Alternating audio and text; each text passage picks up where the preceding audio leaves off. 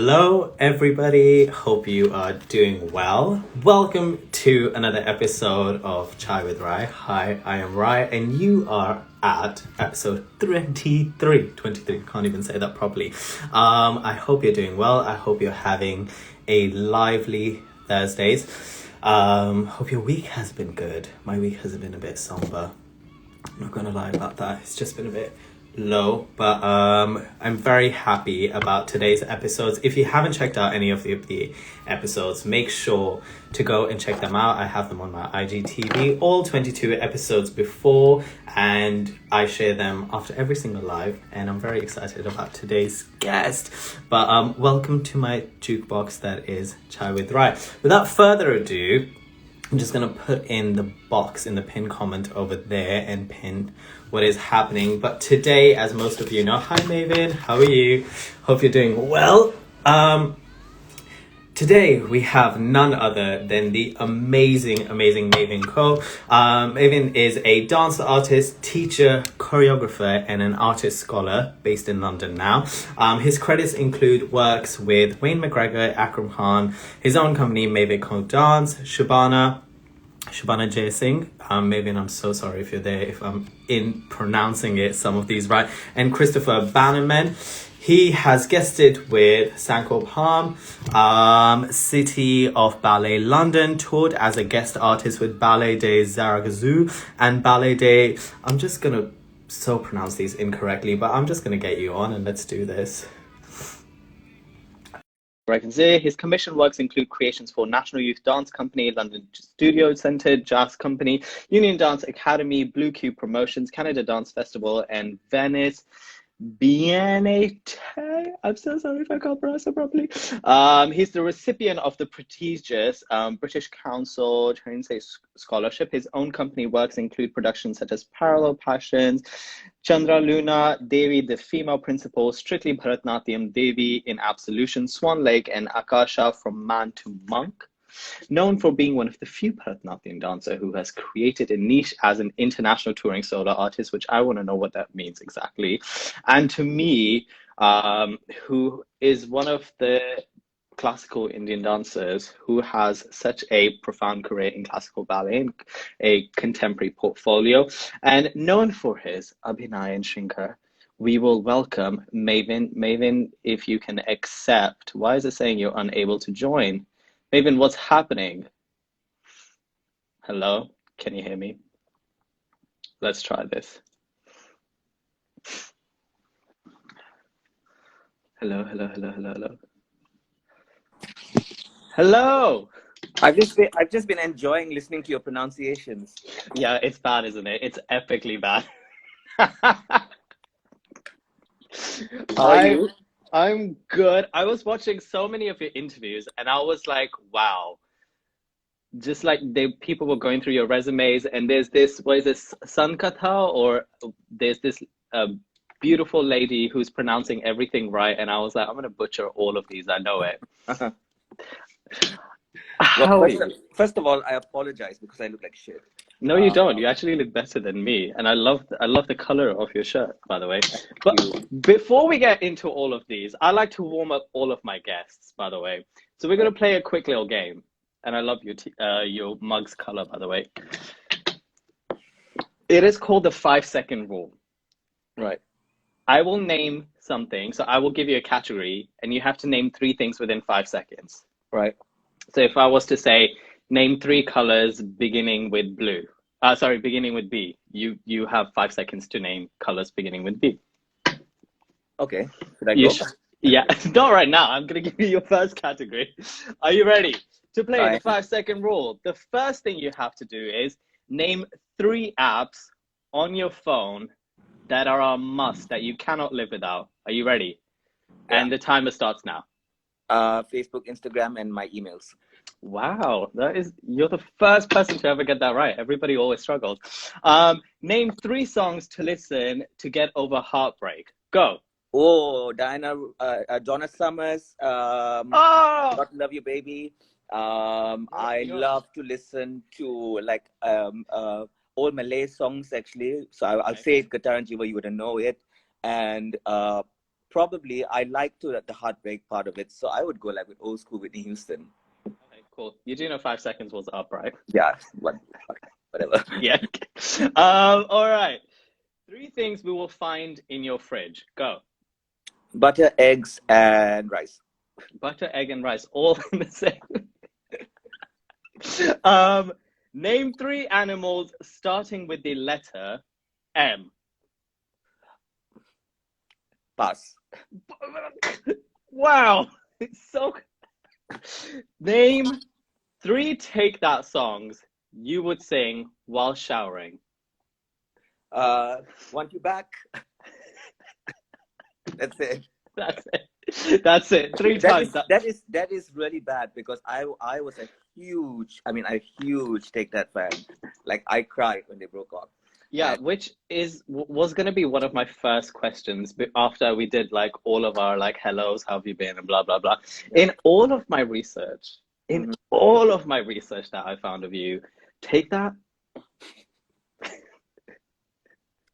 Listen, you know what I always say when people have these snobbery attitudes. No, it's not snobbery. I'm just saying, Take That.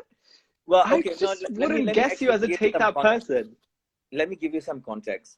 First of all, Take That for me, and you have to almost close your eyes and picture this. Okay. Okay, I'm closing my eyes. Exactly, a young boy, who grew up in Malaysia and India, whose whole idea of London was Top of the Pops VHS videos that I would rent once a week and watch, and then arriving in London.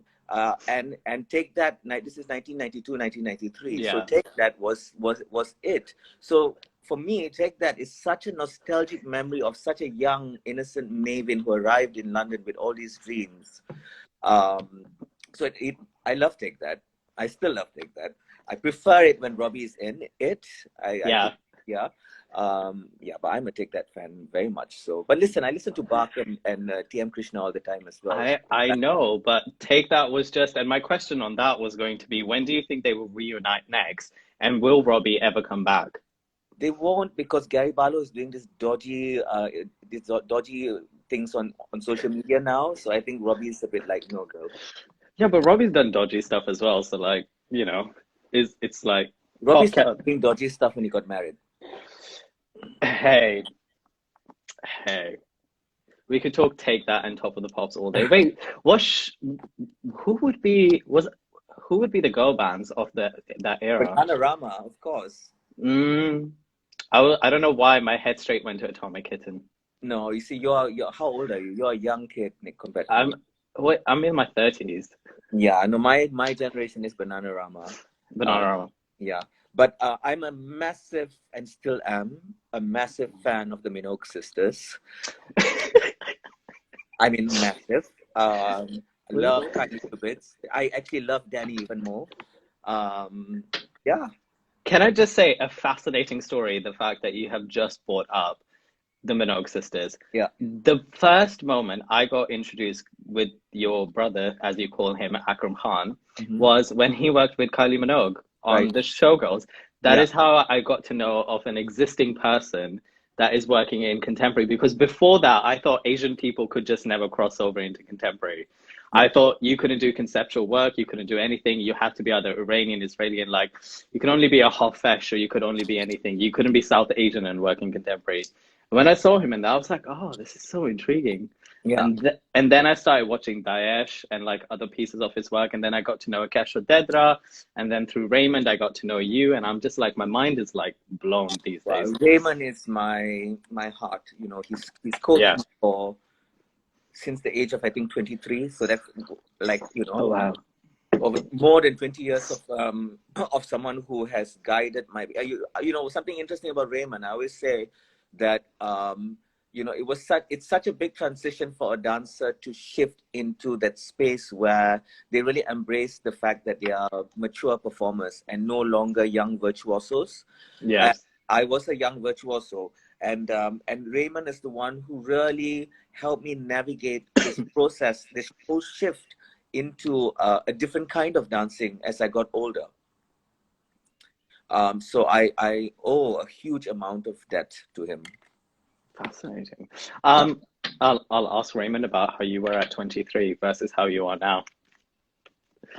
Raymond is full of stories. I'll finish my class at DanceWorks, or I'll finish like doing a class, and I've Raymond is never around. seen you at class at DanceWorks. I would have Have seen you you. not? No. No, I'm very good at hiding myself at classes. Yeah, I see. I'm always right at the front.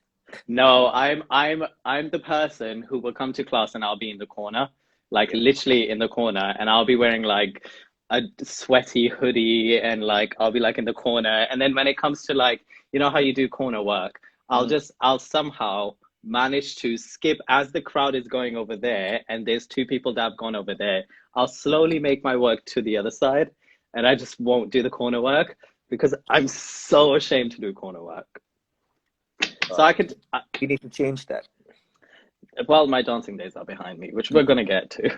But yeah, I'm very good at disguising myself. So yeah, I love Raymond at DanceWorks. But Well, let's interesting because as a artist, I really have never really given a shit about critics but for me, teachers have always been really important. So in class, I'm that's the only place where I really like seek validation actually. really Yeah. fascinating. Yeah. Well, how are you? How is your week? Let's get into that now, as we've already done everything else. But how are you? How's your week? I'm okay. We're very busy at the moment because things are starting to open up, which means we're starting to prepare to go on tour again. We're starting the R&D for a new creation next week. But it's funny because it's almost double the load of work now because we've also spent a whole year kind of developing a whole digital aspect to our work, which of course is not going to stop now. So it's like triple the load of work that's happening at the moment. But saying that, I just refuse to be complacent because I really understand the place of privilege I sit in, and being able to be creative. I am very connected, as you know, to India. Most of my close people aside from my family are still in India, and India is going through the most horrendous time at the moment. Yeah. I had such an odd sensation a week ago. So I just got my vaccination on Sunday. Oh, wow.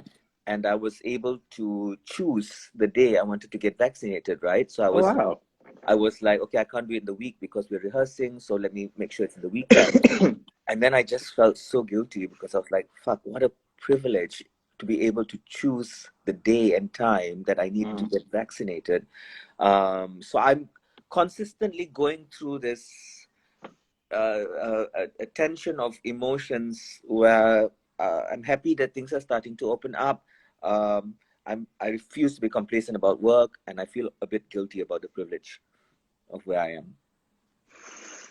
I get you in regards to India, and I think we spoke in regards to it, but I think people need to also acknowledge, dare I say it, and I think like it's been controversial when I bring it up, which is like India's not the only place that's suffering. Like there's other places around the world, and I think this needs to be a discussion in regards to like a global political statement. And I think people need to, if you can't donate, if you can't do anything, I think it's about bringing awareness just to the forefront and having a discussion in regards to. Yeah, listen, it's a whole revealing of all kinds of political systems that are, not just. Of course, India is going to resonate with me because I know a lot of people there. So it's a very direct relationship. Yeah. Of directly knowing people who have lost families and mothers and children and all sorts of stuff. But you're absolutely right. It's highly complex. I'm also at the grand old age of 45, a bit cynical about whether true change will happen. I think we belong to a system where it's also very easy to assume that we can solve problems by very quickly kind of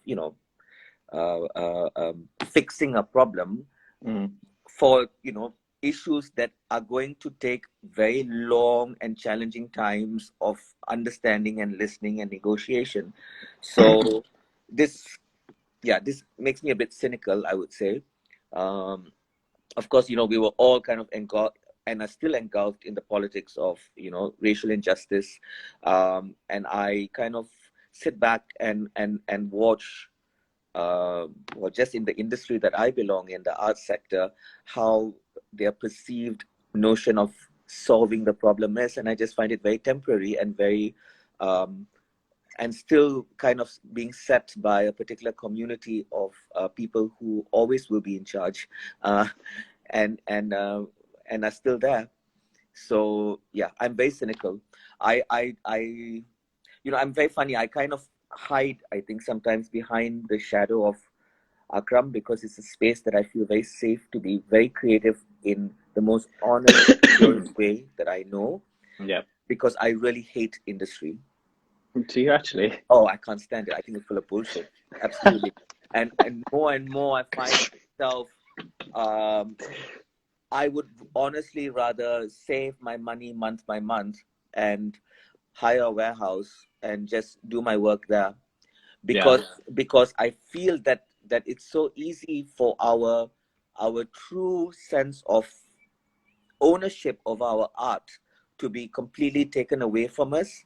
And I just don't believe in that element of sending an email and waiting for 7 months for some young producer to get back to you. That's bullshit. I've danced and worked too hard for too long. Do you not think, though, at the end of the day, sorry, I'm going to be coughing. This cough is not going away. Do you not think, though, that in order to be I hate this word, but like a successful artist or company holder in today's age, it's artistic integrity versus business and politics is completely like... Well, success is a very complex word. And I think identity is a complex word as an artist. One of the things I always ask dancers is, who are you, right? Who are you? What defines your identity? And I think one of the most important things that I feel quite strongly, and to be honest, is one of the things that I'm very proud about myself, is that for me, the love that I have to do class every day is what has kept me, that has been my identity. My identity as a dancer has been the fact that I get up every day and dance. It has never been dependent on the work that I get to dance. And I say that's very important because then, regardless of whether I am working or not working, I'm very secure about the fact that I am a dancer. And so for me, that, that is where I've succeeded, that I have sustained that sense of knowing who I am because I get up every day and I do a class. And I think that this is slightly shifting, and I know it because I, of course, sit also now in a position where, I take auditions and I choose dancers, and and it's very interesting to understand what young dancers' perception of ambition is. And it's complex, and I say this very clearly many times, that I don't blame the young dancers. I blame my generation of dancers, because somewhere along the line, our ability to share and nurture has got lost. And so I do feel that I love young dancers. I love working with young dancers. And I do feel that there's a tremendous amount of thirst and love and desire to work, but definitely that there's always a sense that I feel that I need to work with them in refinding their love for dance as opposed to their love for their ambition. And that's a very complex place. It is, yeah. And this also comes, of course, with the notion of professionalism. Right? Because to be a professional is when you think you are a dancer, i.e. that you have a job dancing from 10 to 6, which of course is absolute nonsense for several reasons. Because I know most of my friends in India or in Asia who don't have an infrastructure that define dance as a job. And they are wonderful, deep artists because they live dance. That's number one. And number two, that real negotiation of understanding that you have a job to do, but that you don't dance a job.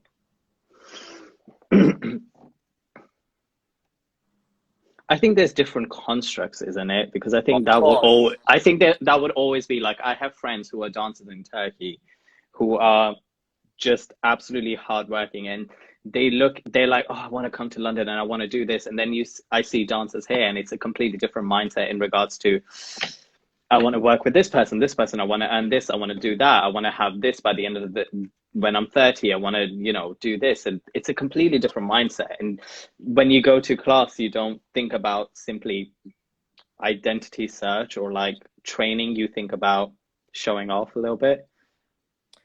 Well, I think you, as a young person, of course you do. All of us did. As when we're young, we love to show off. But there's something that, with the right teacher, that happens, which is that particular, and that's why teachers are the most important. They're the most important factor here, because there's something about instilling this love to discover, right?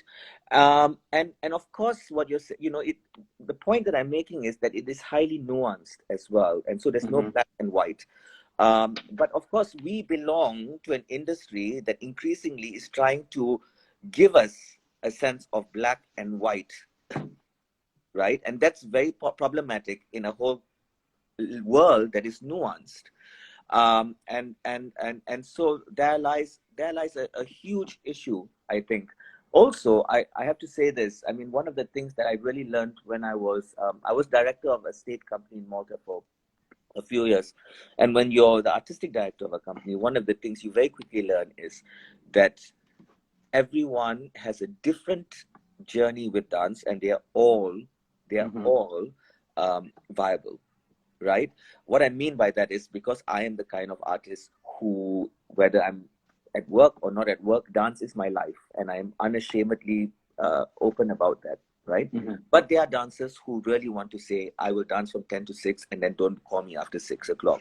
Now, 10 years ago, if you asked me that, I would be hugely judgmental on who, on how is that possible, blah, blah. Yeah. But one of the things I really learned as a director is that different people have different needs with dance.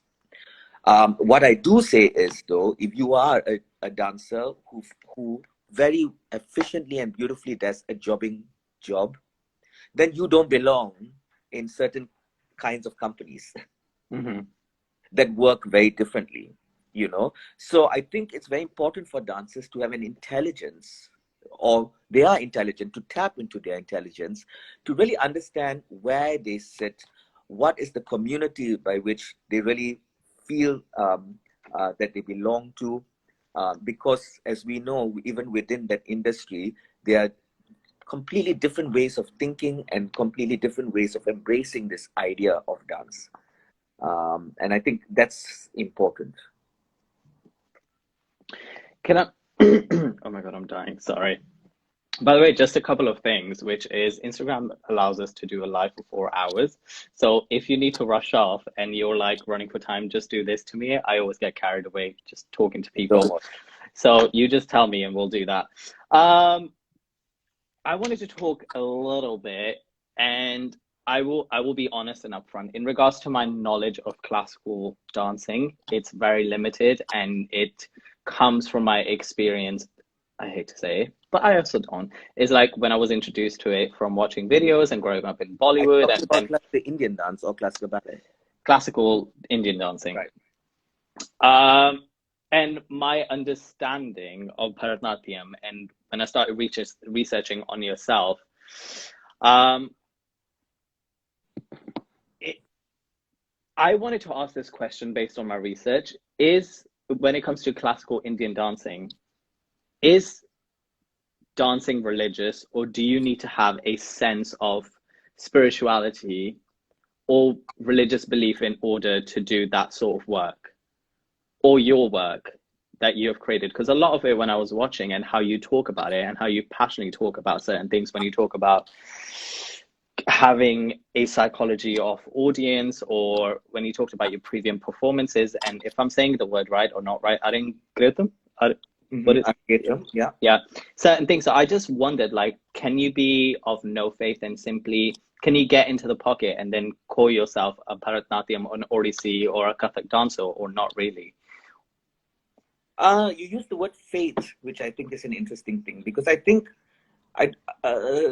I don't think you need to necessarily be someone who believes in the kind of philosophical tradition of Hinduism, right? In terms of, you know, gods and goddesses and stuff like that.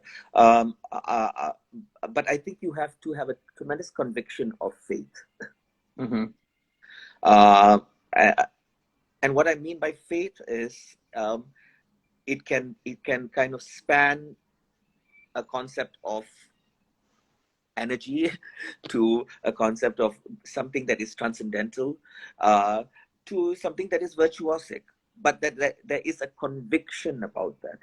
Now, I think what is important for me, and this is after so many years of dancing, right, is that when you talk about dancers, right, I think at that point, you really kind of define an Indian classical dancer, a Bharatanatyam dancer, a Kathak dancer, a ballet dancer, a contemporary dancer, blah, blah, blah. But after so many years of working with so many artists, when you start talking about artists and deep artists, you will find that the manner of approach to the dancing is similar regardless of what the form is. So I can sit and I can coach Alina Kojakaro or talk about dance with Alina. And as an Indian dancer and she as a classical ballet dancer, the way we execute and immerse ourselves and enter the psychology of the performer is absolutely identical. It's just that I happen to be doing a vocabulary that is Bharatanatyam and she's classical ballet. So I think there's a huge, I've always said this, that there's a huge difference when one is working as a dancer and when one starts to, of course you have to go through that dancer phase, but when one starts to delve into a journey that is about being an artist. Because then all those elements like God of form or steps that define it as being this is Bharatanatyam or this is ballet become very incidental.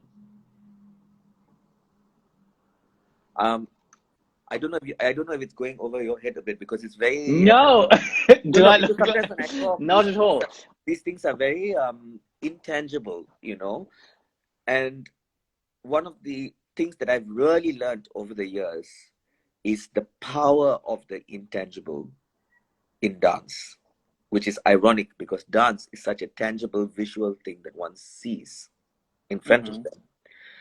But when you have a great artist in front of you, it is everything that cannot be seen that suddenly becomes an experience. I agree with that. I think there's a lot of performances that I will watch. For example, I have like one of my best friends, she works for Halfesh, and I don't know if you know her, but Emma, and I watch her and I said to her, I went to watch Clowns or I watch Rambert performances in Akram, and I'm just like, I watch it and it's just movement. And I think about so many dancers that can do that, or so many people that can move like that. I was like, what is it that separates it? What is it that, because I can't sometimes understand it.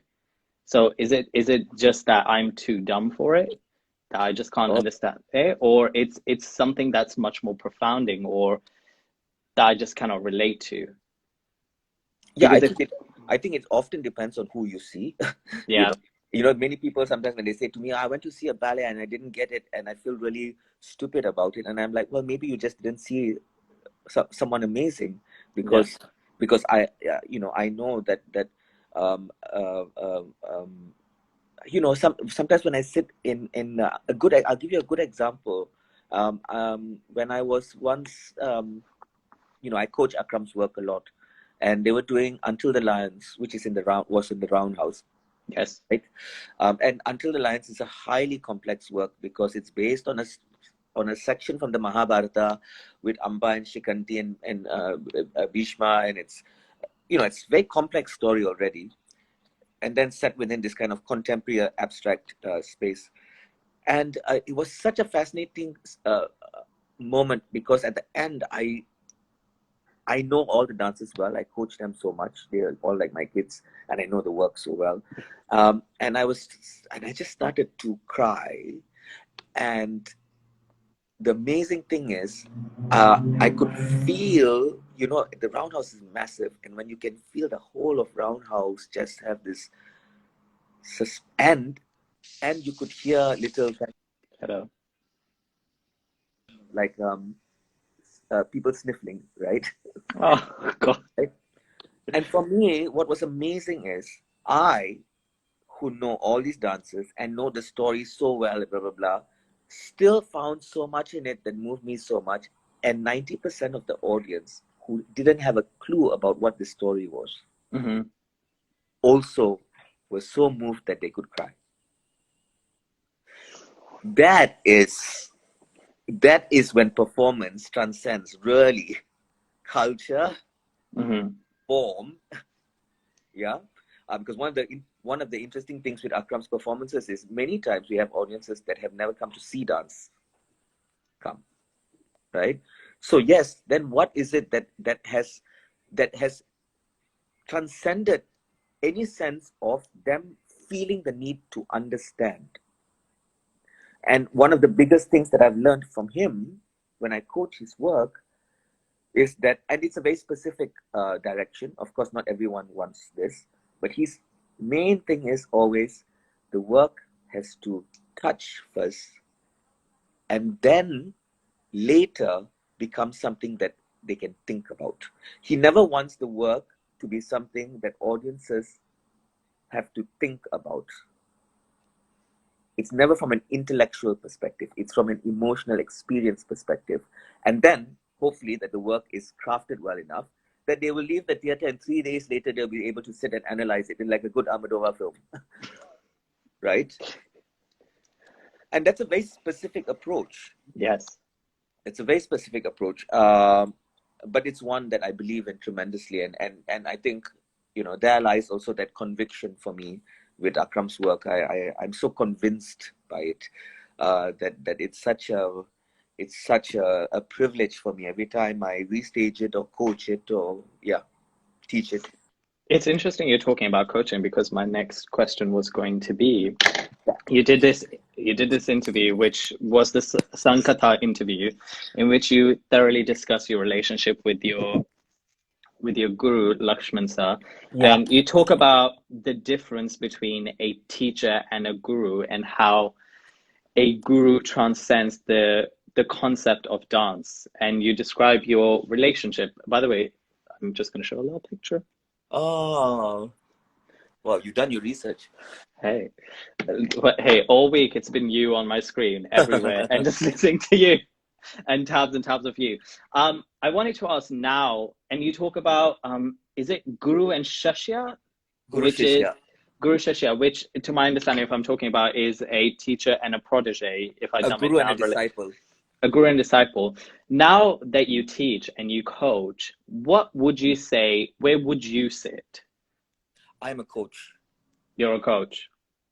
A guru is a huge responsibility. I mean, I'm just like, and also, I've said this many times before. I don't think we live in a world today, unfortunately, and this makes me very sad because my experience of the Guru Shishya tradition was such an amazing, wondrous, miraculous part of my life, and one that has really constructed who I am today. I don't think it's possible to have that kind of relationship anymore today. And I know a lot of Indian dance teachers call themselves gurus, but I do think that there's a difference. I was a 10-year-old kid, and this master saw me and said, "Come and live with me." I mean, I don't think any parent would just send their 10-year-old son to another country to grow up and live sleeping on the floor next to a man for 7 years of his life. You never know. You never know. Well, I mean, it'll be amazing if it does, but it's a highly complex world that we live in today. Yes. And also the whole notion of, I think both myself and Akram had this. We never had a sense of, we're talking about ambition, right? We never had a sense of what it would lead to. Even my parents, it amazes me that they were so giving in terms of me pursuing this without any sense of, well, what will this lead to? And that element of not expecting something from it has been the biggest gift for me, because again, it leads to that thing, whether I'm programmed or whether a producer likes me or whether I'm performing or not performing, I know that dance is my life for my whole life, and no one can take that away from me. I'm not dependent on anyone to keep me dancing. And that's a hugely empowering space to be in. But don't you think, I think at the end of the day, if you melt down everything, it's about life experience. It's about Of the course. energy, the relationship. Is it the fact that it's just the title that holds such a weight, or is it the fact that you just don't think that that's where you could be because you're comparing yourself then to the people before you and what the lineage they have? It's about me also, as a man, right? Understanding my own selfishness and what I want from my life as well. Yeah. And as a queer man as well, right? And also, it's also for me, as I said in that interview, as much as my relationship with my guru was amazing and he was just such an incredible man, I also feel that there is a tremendous privilege and beauty in being a coach, and there's a tremendous privilege and beauty in being just a teacher. I love being a coach. I love it, and I know I'm very good at it, and I take that with a lot of responsibility. So it's not that I feel any less for being a coach and not a guru, you know. I feel that it sits well with me. I want to ask you, and in that same context, we're going to move on to masculinity, and in that same Complex interview. word. Well, I mean, like, I struggle with it till this day, and I think that word is very triggering, but I'm intrigued to know your take. You talk about, oh, I'm going to pronounce this so incorrectly, but is it Jekurara? There's this piece that you do, which is given to you Oh, by you're your very guru. sweet. Yes. Yeah. Okay. Yeah. And one of the gurus also mentioned, why isn't Mavin doing Bhakti Best Vandam? Yeah. So I'll tell this story. You know, Yes, please. Oh God, and correct my. Well, you know, when I was a kid in India, when I was growing up, as you know, Bharatanatyam, essentially majority of the dancers are female dancers, and particularly with solo work, it's a solo tradition really. And within the the just for audiences that might not know the details of it, within the kind of prescription of um, um, I guess the thematic content of the genre, a huge element of it is love, and it is erotic love. So because a lot of the works are drawn from traditional courtesan repertoire, um, this idea of erotic love for God is a very prominent one. And it's a very beautiful idea, because really the idea is that in order to achieve salvation, one first consummates with God physically. It's slightly Sufi in many ways. And I've always been very connected to this particular tradition. But when I was growing up in India, you have to remember that India is a heavily colonized country, right? And it's a very class and caste-based country. And the dominance of... Hello, hello. Hi, you here? Did I lose you? I'm back. Can you You're see me? back. Yeah. Yes, we were talking about caste and dominance of Yeah. the country. And the dominance of the middle and upper class Brahmin community on this genre of Bharatanatyam means that essentially that the thinking of it is very defined by a majority of people who are very imperialist in their thinking. Actually, India and Malaysia is one of those places where still, if you want good education, you go to England. Really, still. Right? So that means there's a very clear idea of perceptions of masculinity, on what it is to be a woman, etc., etc. And so a lot of the male dancers, well, almost all the male dancers when I was growing up, would always do pieces of repertoire that were completely devoid of anything sexual, sensual, erotic. It will always be purely devotional. Mm-hmm. my guru was amazing, man. He just had this amazing liberal vision. And particularly as a child performer, I was extremely androgynous as well, right? And so, and I really lent myself to these kind of courtesan pieces, if you like.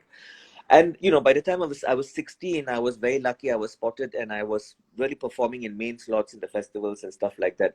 And so, yes, that particular, in a long way around, I'm coming to that story. So in I was inaugurating the season of one of the festivals, and I was performing a piece, a long piece, which was from the courtesan era.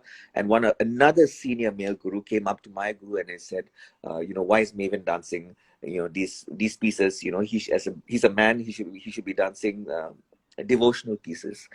And my guru, so sweetly, I won't say it in Tamil because in Tamil it's more beautiful, but he said, Mavin doesn't have I don't want him to dance like a man. I just want him to dance. And this idea of dance like a man has, for me, always been problematic. And Raymond will tell you, actually, even as a young ballet dancer, I used to detest doing the boys' class, and I would always be going and learning the girls' variations. And the reason is, it used to frustrate me as a young dancer. I just felt that all my friends who were women could just dance. Yeah. No one was telling them to dance like women. They were just dancing. Whereas all the boys were consistently being infused with this thing, make sure you dance like a man and make sure you dance like a man. And it was just slowly but surely you kind of started to feel that any element of creativity was being drummed out of them, first and foremost, so that they could take out anything that was graceful or lyrical or sensuous, or and it was just such bullshit. And I just never resonated with it. Yeah. Do you think if you hadn't done that piece, because for me, obviously not knowing your story and then hearing about that, and in dance, especially like in classical ballet, and knowing about Bharatanatyam and the constructs of masculinity and what sexuality is for a man, do you think if you didn't do that piece and if your guru didn't push you towards that, you would have fallen into those constructs of masculinity, or you would have had this wantingness always to be like, to do as you mentioned in the ballet class? I would have always had that pulling and that urge to do it. And this is where I always talk about teachers and gurus and coaches. When it's right, when the chemistry is right, it is predestined. Because I remember even one of my ballet teachers, Marian St. Clair, Raymond will tell you about her.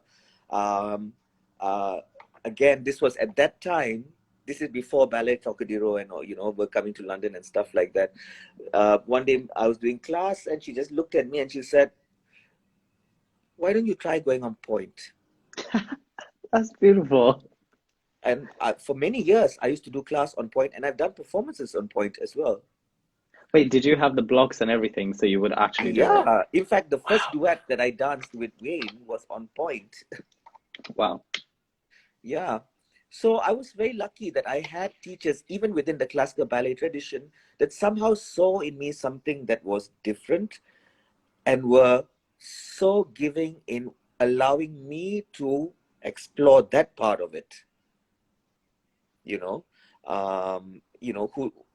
There's a reason why I was never interested in joining a ballet company in my life. Because of that?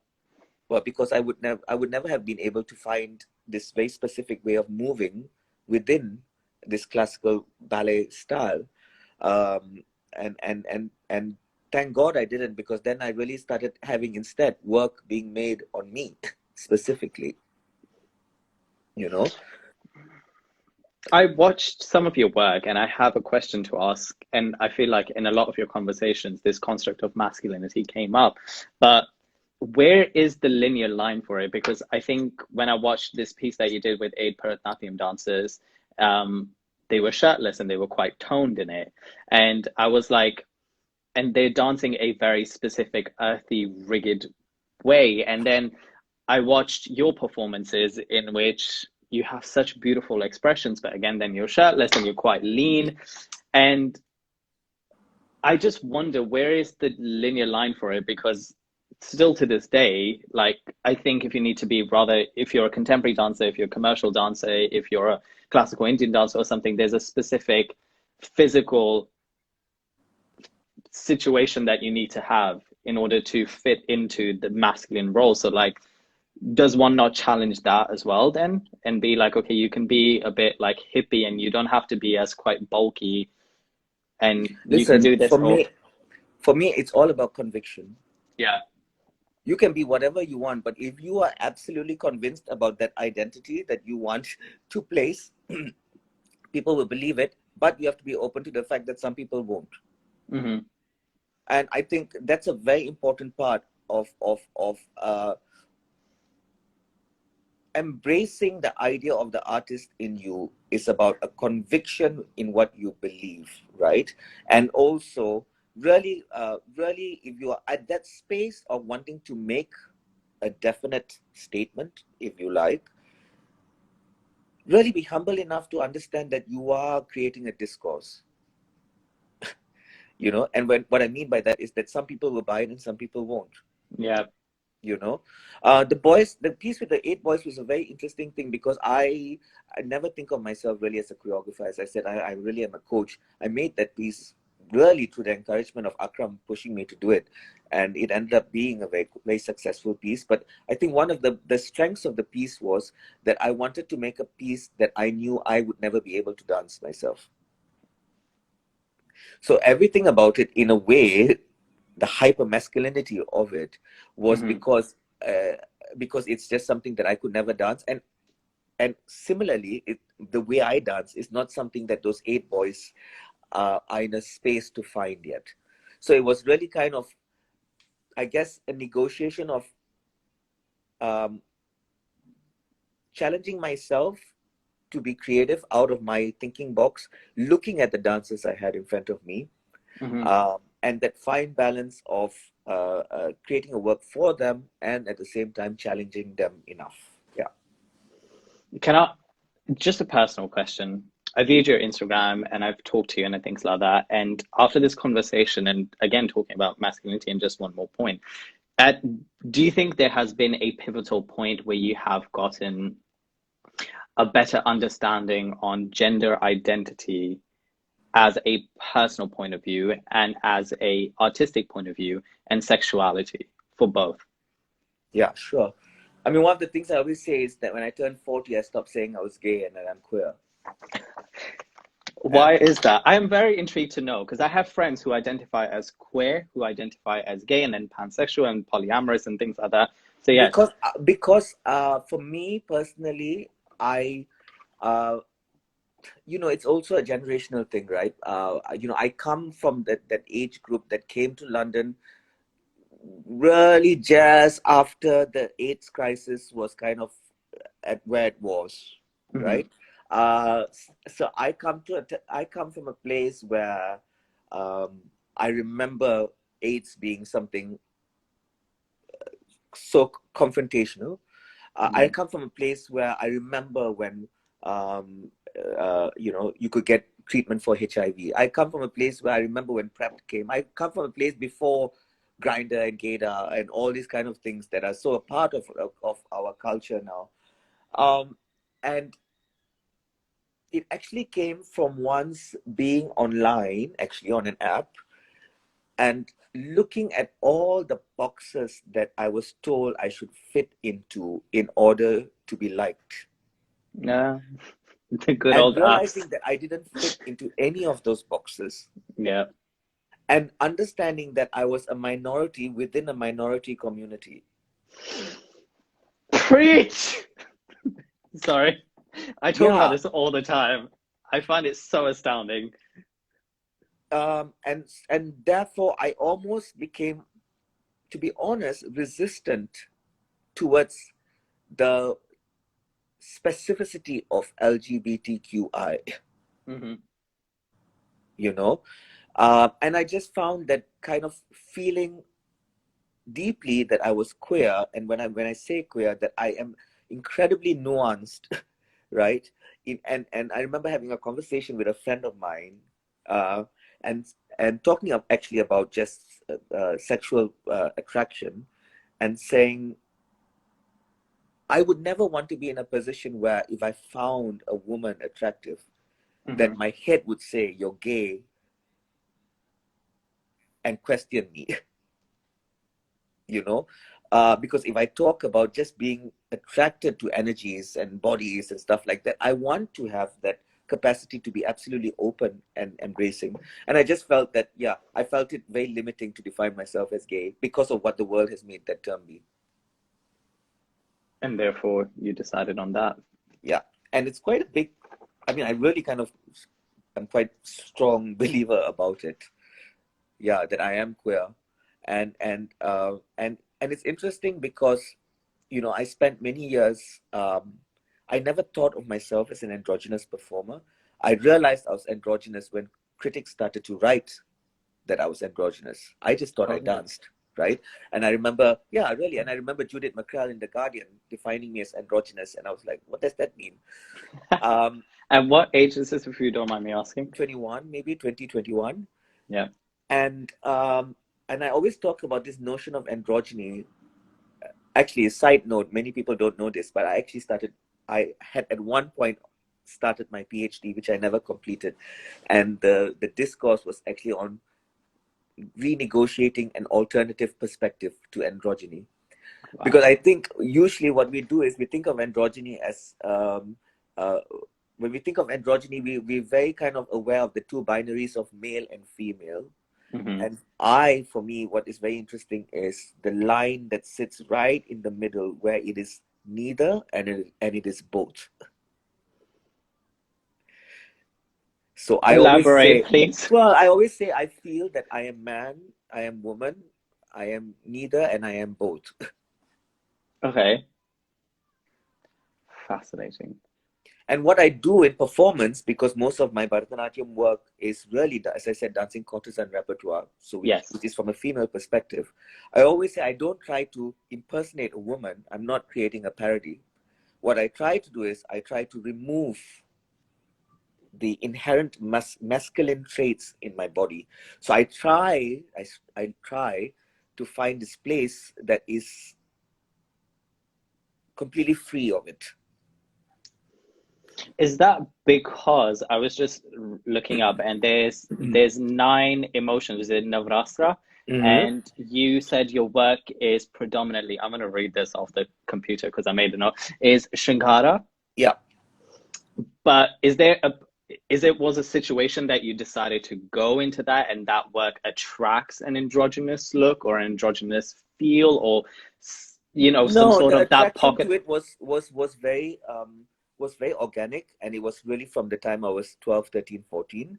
And I think the reason for my attraction to this element of Shringara in Bharatanatyam is that the repertoire that comes with it it's about love, right? And because it's about love, it churns out all the different kinds of emotions about love, which many of them are dark. And also because it's about love, it's really about human psychology. I thought it was about erotic love. I do apologize. Erotic love. Well, it is erotic love. It is really erotic love, yes. But erotic love is the kind of, it's love into erotic love that hopefully then unfolds into something that is transcendental. Okay. Yeah. But because it deals with human psychology, and this is an important element, I think, is that I really started to rigorously delve in a particular process that was never about me acting out a role. What I mean by this is, if I was dancing Radha, right, I don't try to play Radha. I don't try to become this 12th century character. I really, and increasingly so, of course, I really understand the psychology of Radha in this particular text. And then for me, it's about Radha's voice being spoken through Mavin. So it becomes a conversation of me as a contemporary young queer, old queer person with the voice of this text. So I always say, you know, sometimes people say, you know, oh, you're so honest. Well, I have nothing to hide, because when I stand on stage, everyone sees everything about me, and that's what I want. I want to, instead of constructing a performance persona, I want to strip all of it and be bare on stage. which means that even in Chennai, with the Yes. most conventional, conservative, classical, traditional audience, they see everything about urban queer Mavin on stage.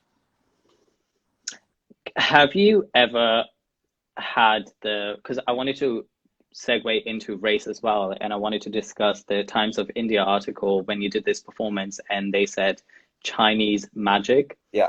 And I wanted to bring up the 2 points, which was basically in regards to, have you ever felt I don't know if the backlash would be an appropriate word, but hopefully you understand what I'm trying to get to. Being South Asian in this industry, in terms of like having a minority syndrome, or like, you know, sometimes being racially boxed or stereotyped, and then being queer, have you ever felt like a backlash of that, especially within the classical community and especially in India? Of course, I've had loads of it. And I will say it's predominantly by, ironically, not by the classical community, and definitely not by the Indian community. I will say it's predominantly by the pseudo-liberal artistic community in the West. Mm-hmm. I've never felt so foreign in my life, because when we talk about cultural diversity, it's very easy to try to place it within the framework of skin tone, Mm-hmm. right? But diverse thinking is complex, Agreed. right? And so it's very easy to have a group of people sitting on a board, or in a committee, or being programmed, that have different skin tones, but all think alike. And I have a huge problem with this. And I come with a whole history that was brought up with a particular way to look at art, to think of dance, to think of being queer. All of it has its own history with it. And I remember one particular programmer actually saying to me, "You're weird."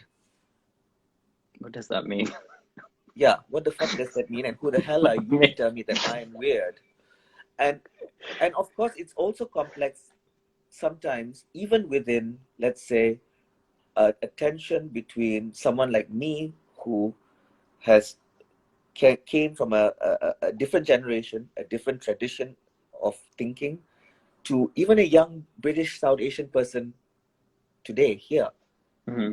who may be Indian, but has a very different way of thinking. And finding that common dialogue is complex in itself, you know. So I always say it's so ironic for me, actually, in the most conservative, traditional spaces, I've actually felt the most liberalism. Mm-hmm. And in the most liberal spaces, I found the most pseudo-liberalism. It's a very, I'm gonna write that word down. I love that word, pseudo-liberalism. Yeah, it's very easy to, read, I don't know, the Observer on a Sunday and think you know all about it, right? I mean, it's just like, Yes. I mean, I can go No, on about that. I mean, go on by all means. Well, I always say, even when we talk about, works that are queer, or that about club culture, or, and I sometimes sit and look at these people who talk about it or write about it, and when you're kind of going, you have never been in a club at like 9 o'clock in the morning, like in some underground, like you haven't. Like, don't read the Time Out magazine and try to tell me what that's about. Do you know what I mean? I mean, hey, you need popularity at the end of the day, don't you, for revenue reasons? Yeah, well, yeah. So there's that. We'll shift gears, and we're talking about young dancers, and I have always been intrigued by this, because I feel like I'm in that sort of random. Oh, people are showing you so much love, by the way. Hi. By the way, sorry guys if we're ignoring you. I'm sure, like, Maven loves you. each and every single one of you. He'll do a nice little, he's going to sing Take That Song at the end. I'll make him sing a Take That Song to all of you Just guys. put on my Spotify. He'll sing the song. I only know one of their songs, which is from Stardust. Where's it? You Lie. Yeah. That one. That's a more current one, isn't it? Yeah. Listen, that's the only one I know, okay? So he'll sing that to you.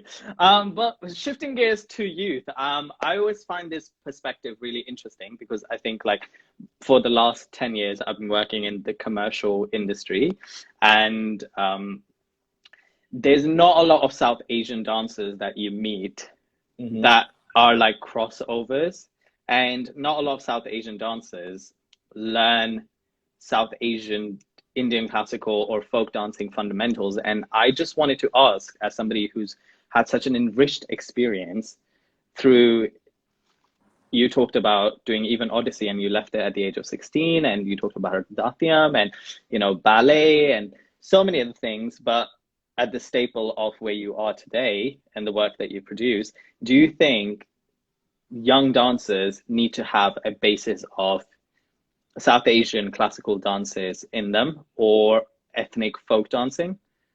No. Why? No, I'm asking you. That's a question. No, and I hate that expectation, actually. I remember, I'll give you a good example. A theater saying to me, oh, you know, we programmed this 2-day event of Indian dance and music, but we didn't have that many Indians come to watch it.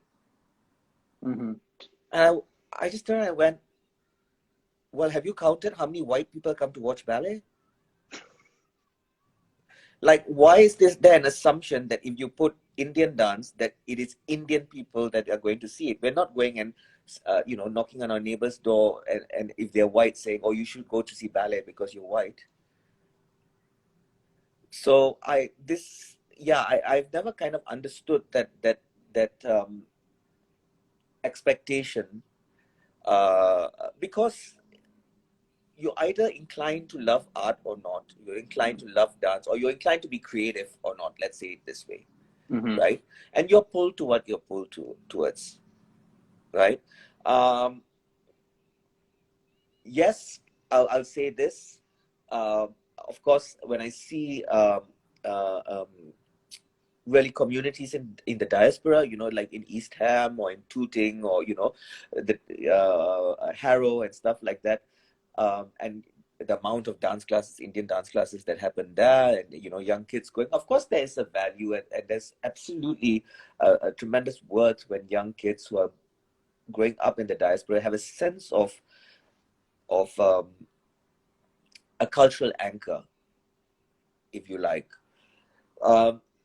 But in the sense of, if you are a performer, is what you're talking about, and you're South Asian, it would upset me if South Asian young South Asian creatives felt that in order to be validated, they needed to do a bit of Indian dance to be authentic. I think that's a huge problem. I think my perspective has always been from the perspective of, there's a lot of South Asian performers that I know that will use the color of their skin tone or the fact that they're brown to fill quotas and to get in. But in terms of having knowledge, speaking the language, knowing the culture or the actual heritage, in terms of even if it's dance, they have no clue about. And just because they might go to a couple of Bollywood classes and they might know a dance, all of a sudden you look on their spotlight page and they'll say Kathak expert, or like Bharatanatyam expert, and it'll be like, are you? And but when it comes to hip hop, they'll go to like hip hop classes like vigorously, and when it comes to like ballet, they'll go to Northern Contemporary or like Laban, and they'll go and train at all those things. So I think that's where my question came from. Or even if, let's say, a commercial dancer who's South Asian decided to audition for Akram or yourself, and they had no knowledge, that's where it came from. Yeah, in that example that you just gave, I wouldn't have an expectation for them to have that knowledge. If they have trained from Northern Contemporary dance schools and they're shit hot, they would be accepted based on that. because if they came in as Indian dancers, our standard of the kind of Indian dancer that would work with us would be really someone who is so and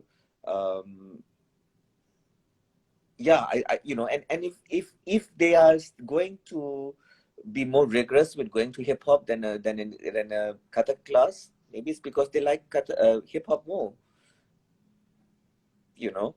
I get what you mean about ticking the box, but from my experience of all the actor friends I have, they do it anyway for everything. You do go horse riding, and it's like yes, and I'm like I went when I was 5. Yeah, but there's such a loss of culture. I think there's such rich tradition. Like I wish I would have been allowed to experience so many things and been so many things, and I'm just maybe I think it comes from that. But I think if it's about culture, I think there are so many other things as well that are there that for me are more important for them to become aware of and to be able to experience, because I think it takes this is how I feel about training, and this is where when you talk about communities and teaching Kathak or teaching Indian dance and someone else, it takes a very good teacher to impart the depth about culture to someone. Agreed. So I guess it's I just feel that there are other ways for them to kind of permeate themselves into that kind of sensory element of it. I'll ask you this question because I asked Raymond this as well, and I think his answer was very intriguing. But in terms of when it comes to classical dancing, be it ballet, contemporary, Indian, or other regions that I'm just not naming right now, why is the education so expensive? Yeah, firstly, and secondly, do you think anybody can wake up, let's say, in their 40s and 50s and decide, you know what, I was never allowed to dance. I have had a passion for it. I saw this production and I really want to start training in it. And I want to have a career in it one day. And they might necessarily, might be a little not physically in shape or, the ability otherwise be there. Do you think, like in terms of wealth or other abilities, like in terms of learning, do you think that can happen? In terms of the first question that you asked, it's because dance belongs to a classes elitist, that's where it is, and it takes it's hugely important that because at the end of the day, however much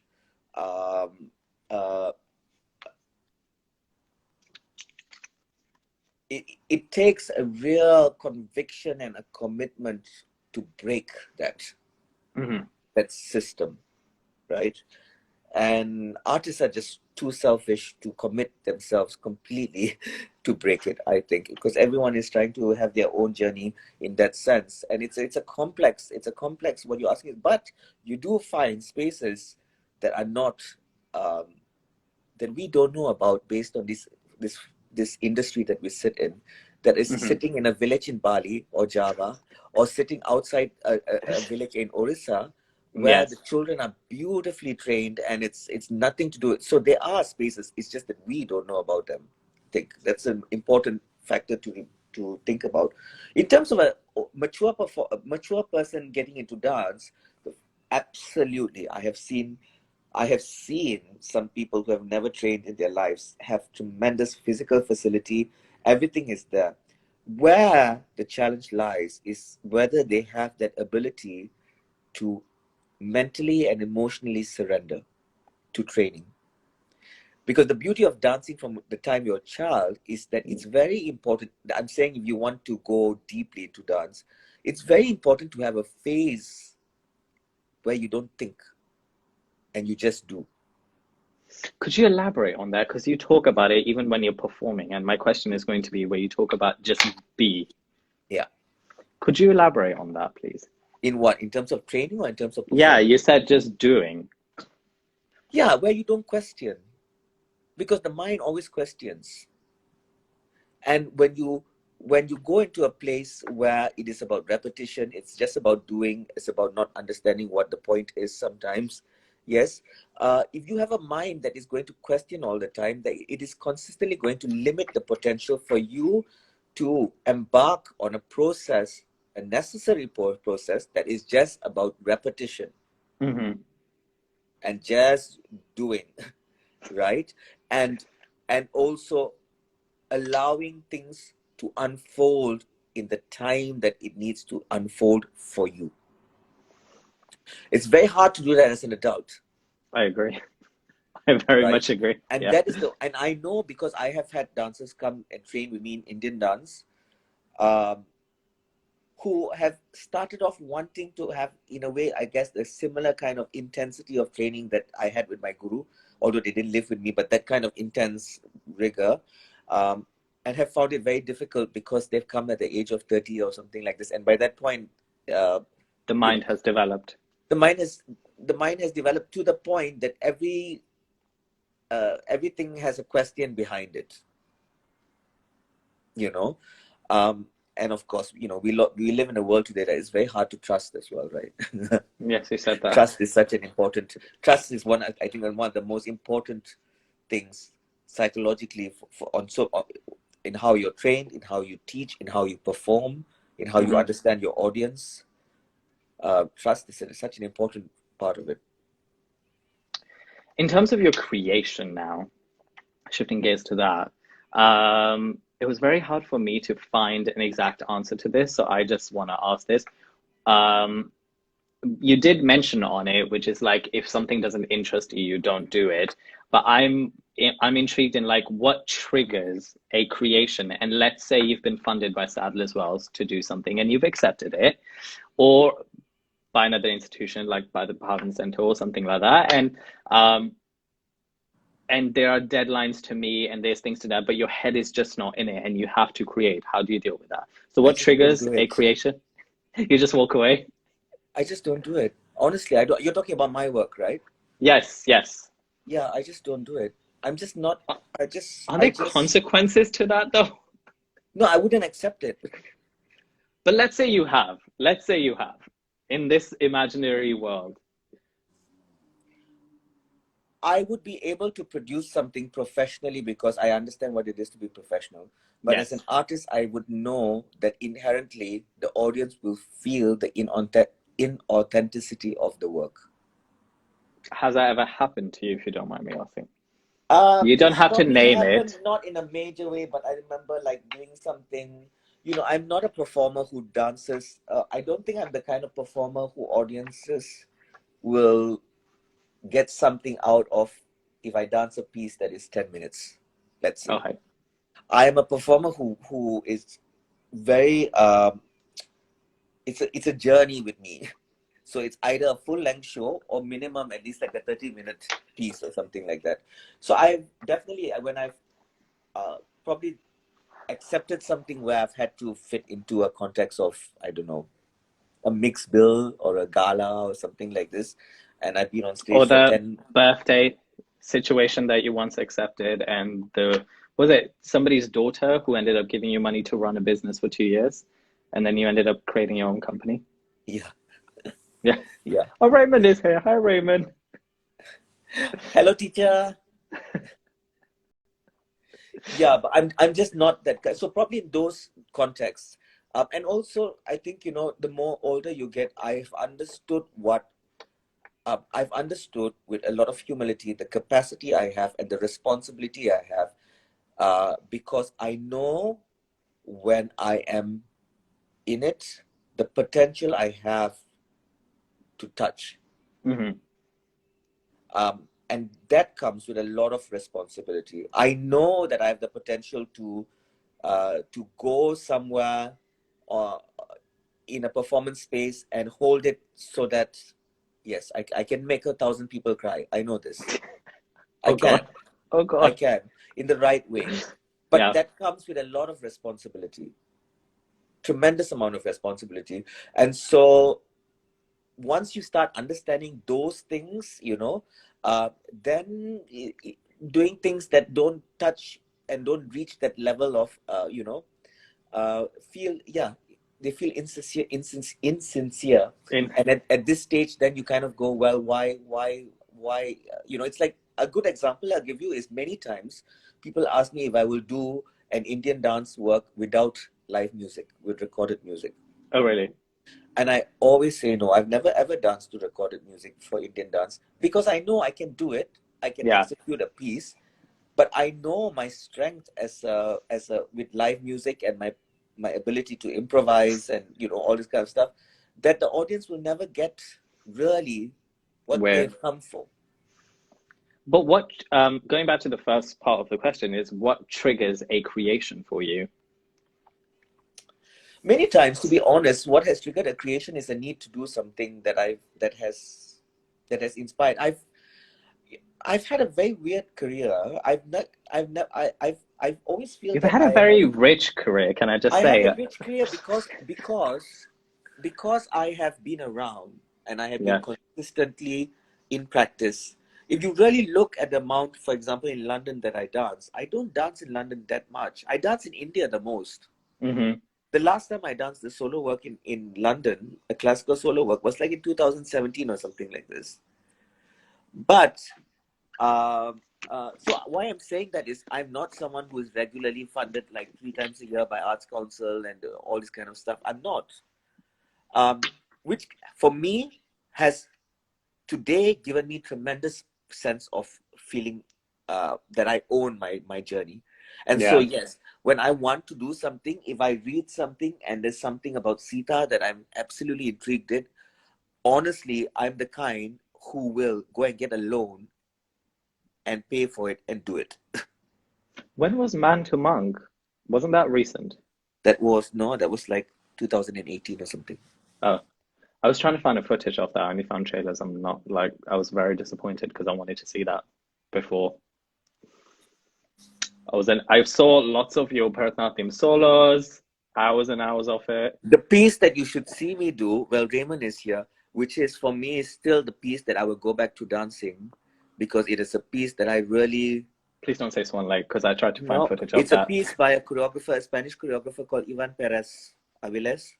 It's a piece, it's a duet that was restaged on me. It was made for an amazing dancer, Marina Mascaral and Christopher Tandy, and then it was restaged and for me and a very young dancer. He was 23 when he danced with me, and I danced Marina's role. So it was made on a woman, and it was restaged for me dancing.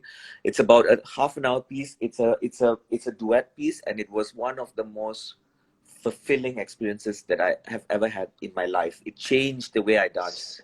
Say that one more time so we can all go watch it. It's called Kick the Bucket, and it's a duet that was made by Ivan Perez. Okay, I will put that on there, and I might watch it tonight, and I'll tag you in it. Is it on the YouTube? Is it on the National Ballet? You have to ask me very nicely if you can have a private link to it. Please. It was just a stunning piece, and I learned so much in that piece because when there's a section in that piece where they're dancing, and then suddenly he starts to tickle her, but really start to tickle her. And when I was learning, when they came to stage it on me and they sent me the video, as from the tickling, it's so extreme that she starts to cry.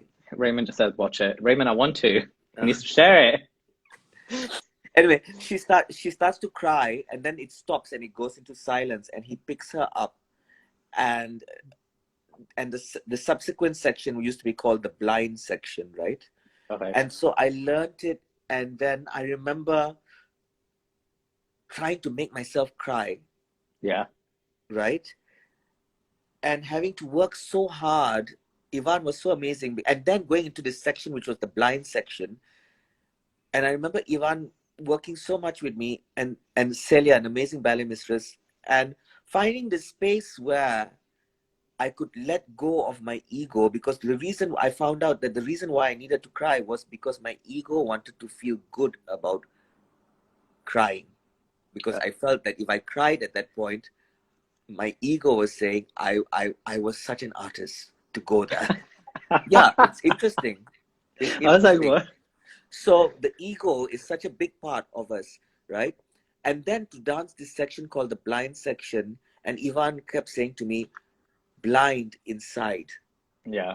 You need to find a space that your whole energy, your body is is blind. And, you know, I talk a lot about this thing about not performing and being, right? Yes. And this was the piece that guided me into a manner in which how I started to find that as an artist. This piece. It wasn't Bharatanatyam, it was this particular piece by Ivan Perez. Well, I will watch it and I will let you know. I'm going to read you some quotes. Yeah. They are in regards to you by some publications. Evening Standard called your work coup de theatre. The Hindu from India calls you, what makes Mavin's dance so authentic in spirit is the involvement. The Taipei Times says the charismatic Ko, and then the Independent says a sexual ambiguity pervades when Ko is on. Looking at all of it, I know, doesn't that feel so good? Do you feel flattered by a lot of the work that you've done, or like everything? Do you ever go just like, I or does told it you at the just beginning, I can add? have all these things writing. Raymond But is the here, but the thing that makes me the most happy is when Raymond looks at me and he says, "That's it." Raymond, if you could give a quote like The Guardian or The Times for Mavin's work, what would it be? Please type it in the comments. When you hear these quotes and I ask you the following question, which could be quite cliche, but to me it means a lot, so please don't take it as cliche. But how would you describe your work and yourself as an overall artist? So if you take things from your artistic director days, you take things from your current role, which is rehearsal director, to the company owning work that you produce, teacher, choreographer, overall, how would you? By the way, can I just say I really loved Coup the Theatre, or Coup the Theatre. I can't Yeah, I believe can't right now. remember that, and I can't believe the Evening Standard of all said that. I thought hey, if you ever come out with like, you know, like the next Graham situation, it'll be called Coup de Theatre. Grotowski sort of thing, like that'll be that. Or if you ever come out with an institution, I think it should be called Coup de Theatre. Yeah, I think if there's one word that that really defines me, it is unashamedly intense. That's beautiful. Yeah, and I really say unashamedly because we're talking about feeling foreign, right? Yes. And the cultural way of thinking that is different. Um, um, when I came to the West, I remember someone asking me in a Graham class, I think it was something, and I said, and they were quite senior, and I said, I'm so obsessed with dance. And they turned around and said to me, don't ever say that. That's not good for you. Don't be obsessed, be balanced. And they made me feel so bad about it, I remember. And as I've got older, I have become so convinced and so proud of the fact that I have lived my life obsessed with dance. And that I come from a tradition that was proud to be obsessed with dance and to be intense. And I say this, and you know, also again as a queer man living here, it's probably been the biggest downfall for every relationship that I've had, right? That I'm too intense. But that is who I am. And it's taken me a long time and many years of therapy to come to a space to feel proud about the fact that I am an intense man. When you say intense in the fact of like when you are in love, like you go for it, when you are Everything about my life is yeah.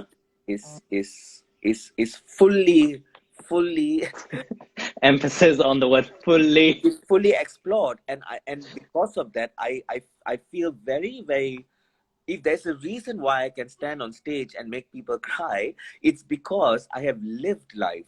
Yes. Despite the fact that I've been obsessed with dance, I have lived life. I have seen, I mean, people who have known me for a long time, I've seen every you know, every high to every low, really. I mean, and you know, I experienced as much as the dancing has been wonderful, I also, in the industry, I experienced tremendous rejection and tremendous being out of fashion suddenly. I'm someone who really explored truly, sex, drugs, and rock and roll at its most heightened state. And whilst there are many things that, of course, one becomes more wise about, I lived it, and my body has something to say about it. That is true. That is not just read in a magazine. Question: when you say in regards to crying, and when you're talking about life experiences and bringing it to stage, in acting we learn about it, like when we study practitioners from Stanislavski to Brecht, that when you want to emote certain things and you want to go there, you don't go to the personal. For example, sorry, when you have been made to cry, because if you go to that feeling and you perform it, your emotions can be shut off. That's a brilliant, I love the fact that you brought that up, because that was one of my learning processes, right? And this is what I call technique. You just pinch yourself before you go on stage and you cry. No. It's the opposite, because I remember dancing a piece, a Bharatanatyam piece, about, it was a lamentation actually, and really getting into it. And I remember in the piece, really, the tears just falling and blah, blah, blah. And finishing the piece and feeling so satisfied with myself that I had got into it. And a very senior, wonderful artist came up to me and she said, "Mavin, why were you doing that?" Because all it did was exclude me from the experience. Yeah. All it did was it made me sit and just watch you, right, indulge. And so that's where the technique lies as an artist. How do you go on stage, immerse yourself absolutely, embody yourself absolutely, get to a space that you're able to reveal something, but have the technique that is about taking your audience into a space where they connect with it, and that it is not just your journey. That's where the technique is. Would you care to share it? In order to find it, I think the only way you do it is by doing many performances where you fuck up and fail. And that's important, right? I think the most important lesson is to have the conviction to go on stage and fail. It's really important, and I think that conviction to fail on stage is when if you are honest about it, is when the audience becomes a part of your journey, and they want to follow your journey because they see that you are searching for something. Which brings me to my next question, which I touched on it before. And in an interview, you talked about, as I said, the authenticity of being a performer, the psychology of the audience.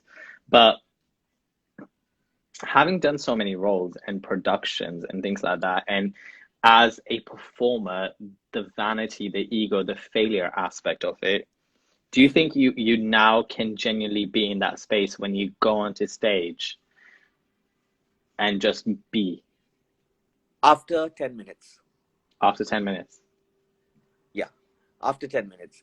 Absolutely, of course, when you first go on, still, you want to show, you want to prove. And particularly, I always say, and this is where I talk about the contract with an audience, with a classical audience particularly as well. As a classical dancer, whether it's in classical ballet or classical Indian dance, you are trained to show, you're trained to be validated for showing something that is as close to perfection as possible. That's where the mentality is, right? In terms of how you're trained, that is what the expectation of an audience is, to see how perfect you can be. And in order for you to take your audience to a place of the unknown, to a place where you can be creatively imaginative and no rules apply, you have to first prove yourself. And so that's a very important process. And that's why I said that 10 minutes or sometimes 15 minutes is important. Halfway through the show. Yeah, and it's also important that it's not immediate, because then there's no trajectory, right? Yes. As well. But that element of the contract, the invisible contract that is signed between you and the audience, is a very, very, very important one. Extremely important one. Do you, touching, this thought just came to my head. When you did those performances, there's a specific performance you talk about after your Itfum on a Monday at 2 p.m. you performed, and there were some comments in regards to you being the prodigy and all of the work that you've done that I've mentioned and managed to destroy the names of. I apologize. Do you feel a sense of responsibility when you create work, or when you do things for, like, let's say Akram, or your previous work when you did with Wayne McGregor?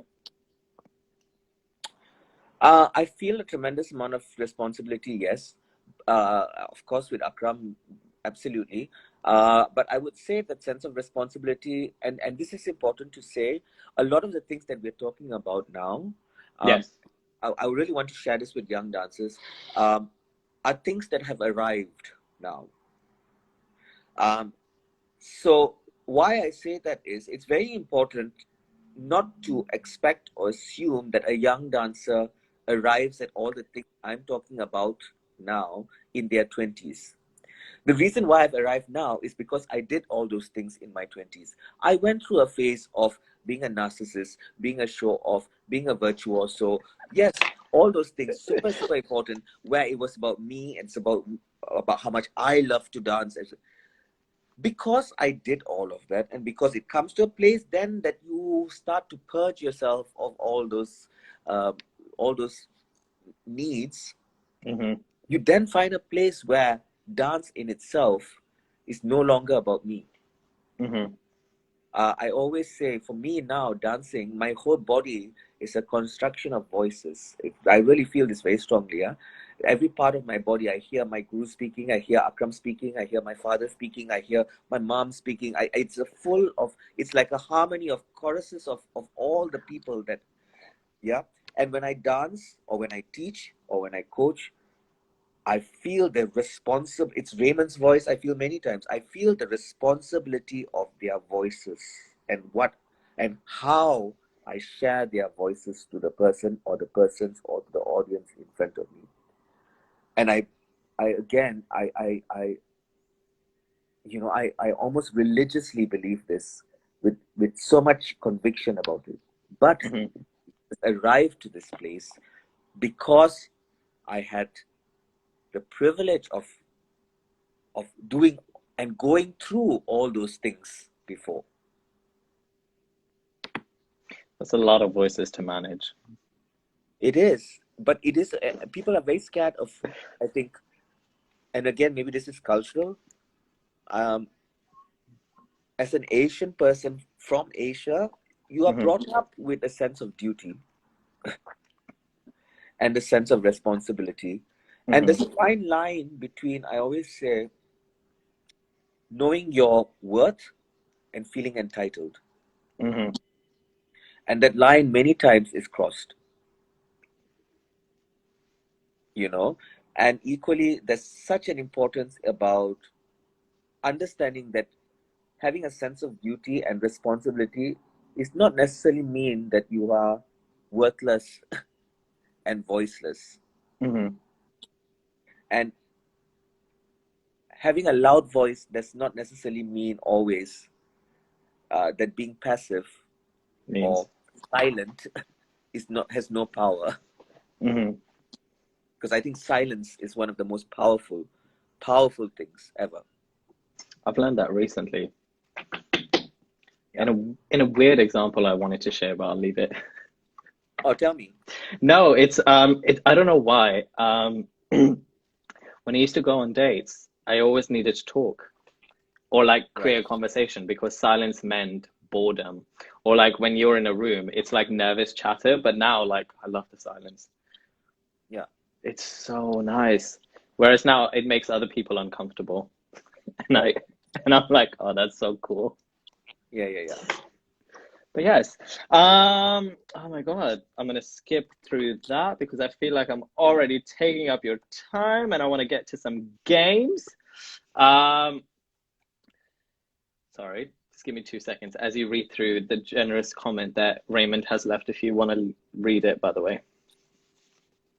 There we go. Thank you, teacher. I still call Raymond teacher. I cannot call him Raymond. Do you know some people don't like that? I walk into class and I call people sir or madam. They don't like that. They like call me by my name, and I'm like, I think that's a very Asian thing. We're always like, yeah. Yes, I wanted to touch up on two things, which is I think I said in an article in Times of India, somebody called you Chinese magic, and your guru said instinctively to you that they will only see you as a Chinese, or I think paraphrasing, or Malaysian doing Bharatanatyam, correct? Yeah. Working words. Working in have you ever had the polar opposite of that, working in classical ballet and contemporary? Of course. I mean, I still say this today. I mean, I'm quite known now, I think, as a very good teacher of. I teach a good classical ballet class as well. Thank you, because of the teachers I've had, like Raymond. Mm-hmm. But I always say, when I walk into a company, a ballet company, to teach my first class, I know that my first class is about proving to them that I have something to say about classical ballet, because I'm not white. Why do you think that is? Because have you learned about semiotics? No. Semiotics is this whole system, right? That it's about codes, representational codes that people psychologically understand. Okay. So, for example, if I wear a bindi, and that's Indian. Okay. Right. Or if I don't know, if my hair is pink, it's punk. So it's a code relation, right? And the power of semiotics is quite fascinating, actually. And the representational codes that defined things like things that have a sense of familiarity, mm-hmm. right? Classical ballet is familiar as an idea, right? And with that familiarity comes codes of representation that people think are associated with it. Mm-hmm. So I don't fit into that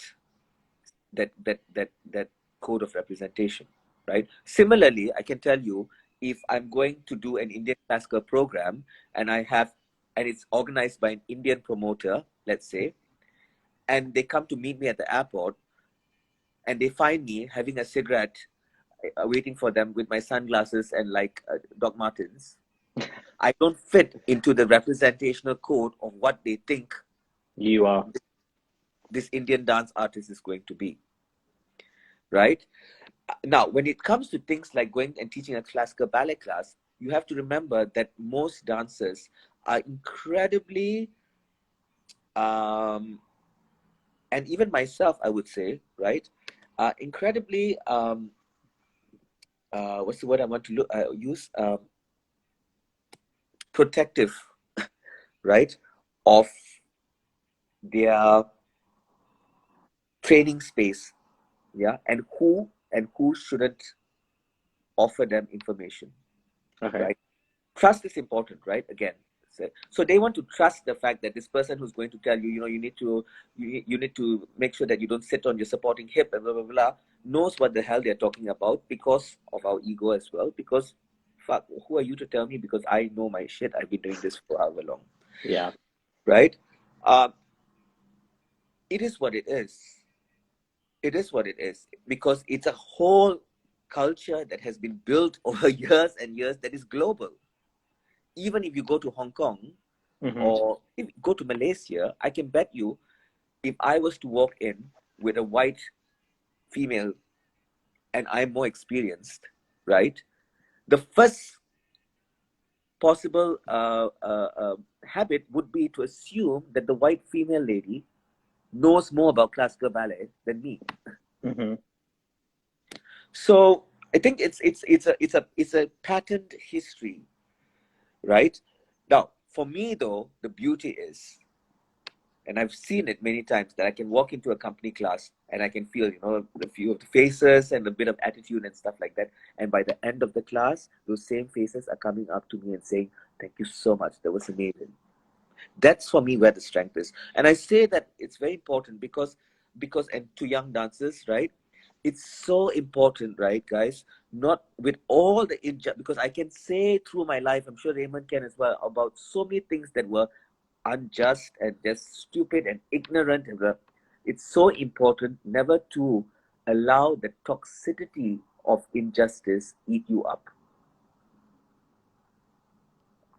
To become so furious with the injustice that it's become so toxic for yourself that you just stop becoming a nice person.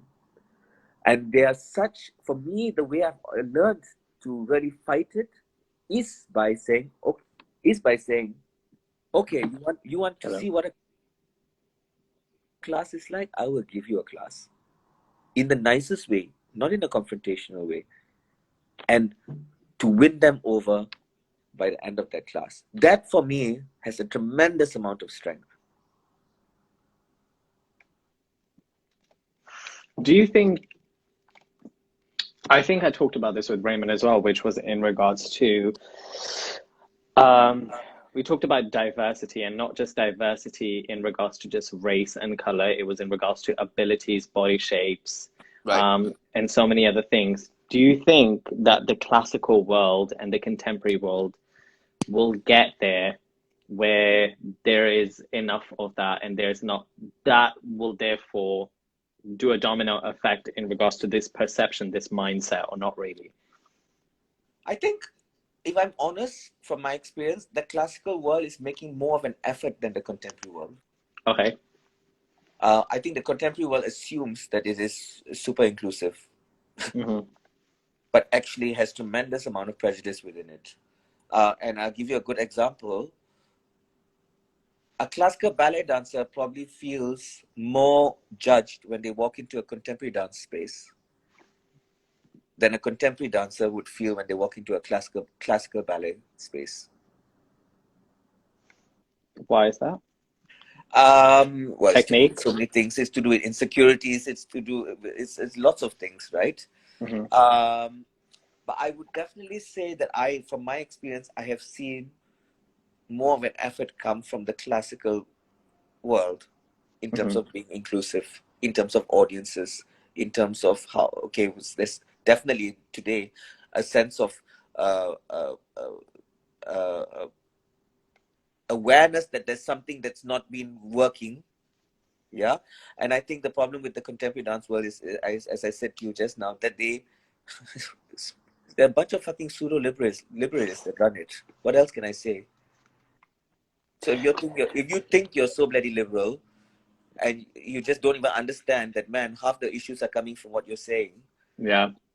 Where do you start? I always wonder when it comes to the production aspect of it, how much involvement do investors and funders have in regards to the little niddles of like, oh, this dancer should be hired. Oh, this person is a consultant of this one. Okay, we're going for this look. Oh, wait, why? Oh, really? Tremendous. Producers and programmers are bastards.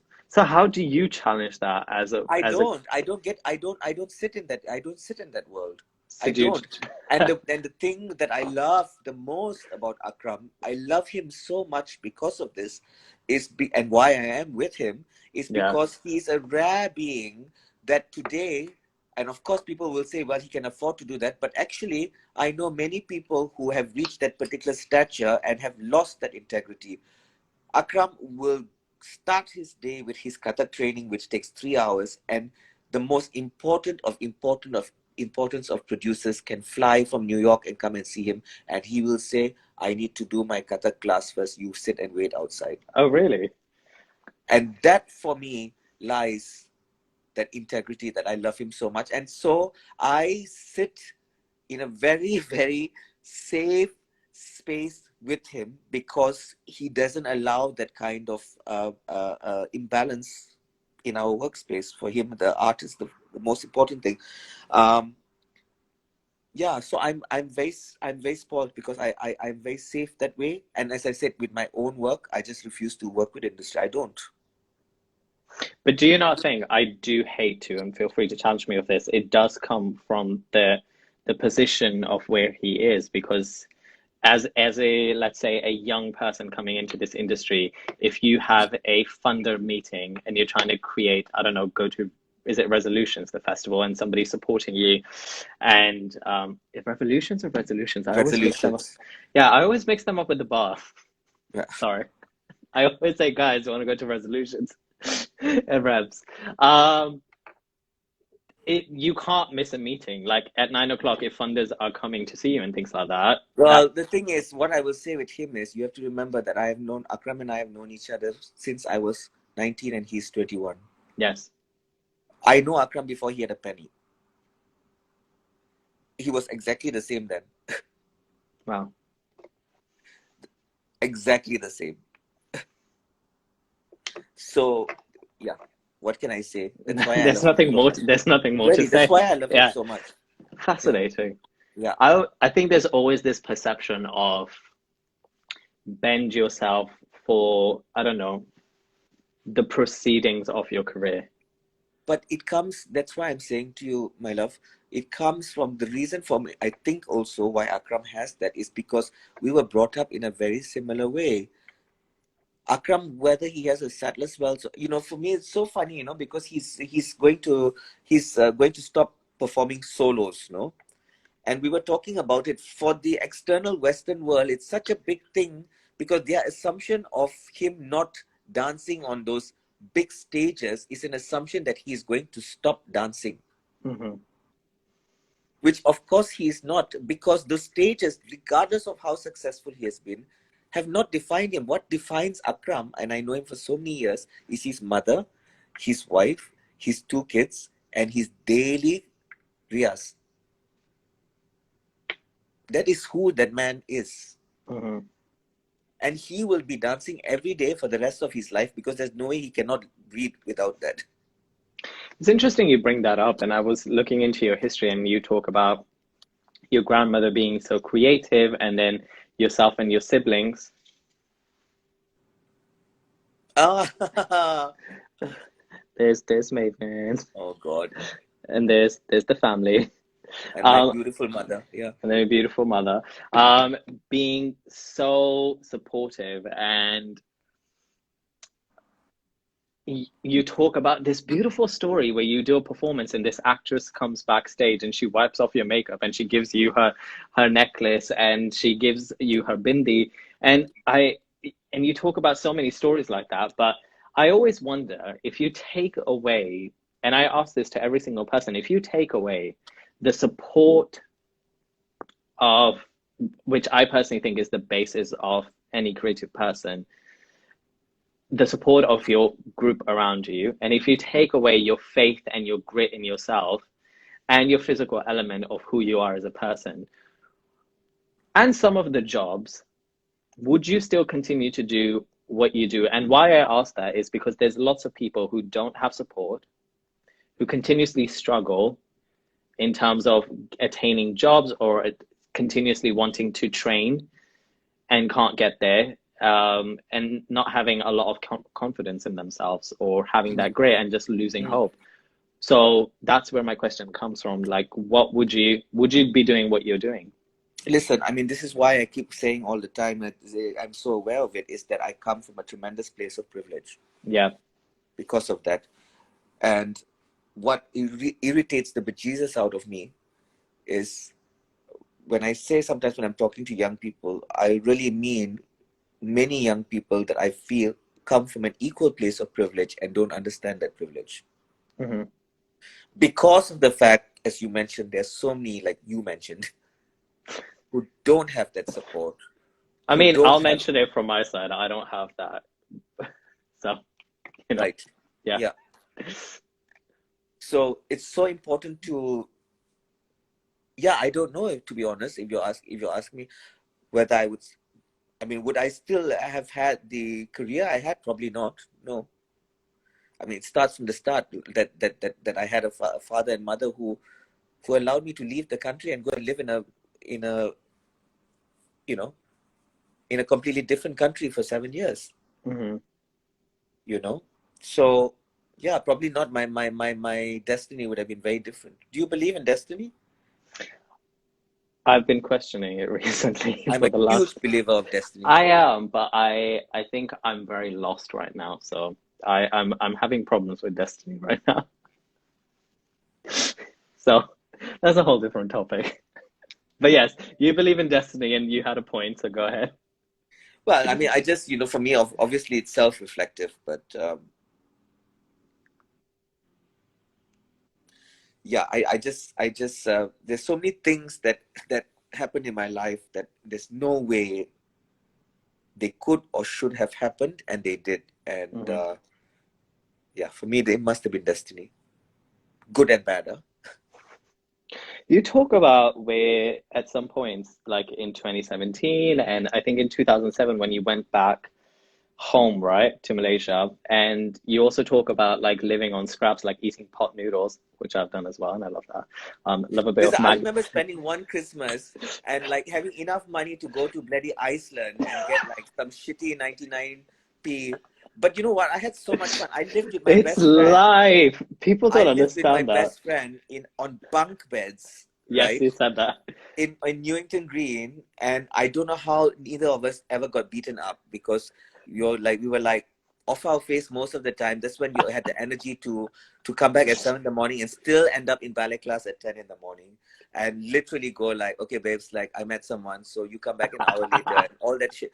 I mean, listen, those were, hey, there's also the days of cruising, which, you know, still exist. But do they? I think Grindr took all of that out. No! Oh my God, I so don't want to say this on live, but the other day, okay, so I had Sunil Gupta on here. I don't know if you know him. He's the guy who did this beautiful exhibition on Tate. He does things with queer identity. He's Right. HIV positive. And he talks about cruising, and he talks about, he was very explicit in his sexual experience conversation with me, but he told me about cruising, and he told me Hampstead Heath. And I was like, okay, Hampstead Heath's not that far away. Went there. Have you never been to Hampstead Heath? No, I didn't know that still existed. So That's like an old school. Isn't that like a graduation college that everyone I has to didn't go know. through? Listen, I did not know. And from there, I found other situations. Nothing happened, by the way, in Hampstead Heath. I just want to say that. Not during COVID times, please. But it was hilarious. And people were walking by in their masks. And I was like, you're doing action in your mask. I was like, what is the point? But that was hilarious. God. But you talk about Marie St. Clair, talking to your other teachers, and like, you know, doing a deduction on classes, and you were able to do 2 dance classes at DanceWorks and things like that. Yeah. So it's not like you haven't lived that life, you know. Oh God, yes, absolutely. Listen, I'm still living that life. You know, and you won't believe how broke I am. But yeah, and as I said, you know, I remember Akram also. You know, many people forget that Akram as well came from you know, he was not always successful like this, which is the beauty. Yeah. You know, so somebody just said Besharam. Listen, I am an inquisitive mind. I didn't go for the action. I went to watch like National Geographic. Okay. That's what he says. No, seriously, that is the truth. If I did it, I admit to all my things. There's nothing I don't need to admit to. You were saying.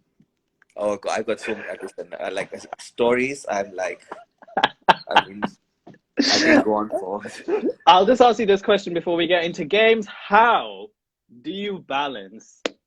I watched you, and I feel like you've been my study for the last week, and I feel like as a creative, your mind never shuts off. Like, we're not regular 9 to 5s. We'll probably finish this live. You'll probably go on to something. I'll probably go on to something. I've got a class to teach at 10:30. Damn. And like, you know, when you talk about the intensity and you being so intense, how have you managed to balance? So I tell you something really funny. Yes, go. I tell you something really funny. My father, who is no longer with us, and I was his favorite. And my father was. That's not nice to say to your siblings, Mavin. Sorry? That's not nice to say to your siblings. You're saying that you were the favorite. And I always said it in front of them. Um, but he was a real intellectual genius. My dad, he was a historian. Mm-hmm. And I remember when I was younger, he always with the typewriter to do, and then he would watch the most rubbish, like my father's Chinese, and he watched the most horrible Tamil serials or like Chinese kung fu show, but like not the good ones, like really shit ones, right? And I'd be always like, why are you watching this crap? I mean, like, and he would say to me, because I need my mind to rest. And if you ask my friends, the thing that I will do almost every night religiously is watch Wendy Williams. Oh my God. and an episode from one of the Real Housewives.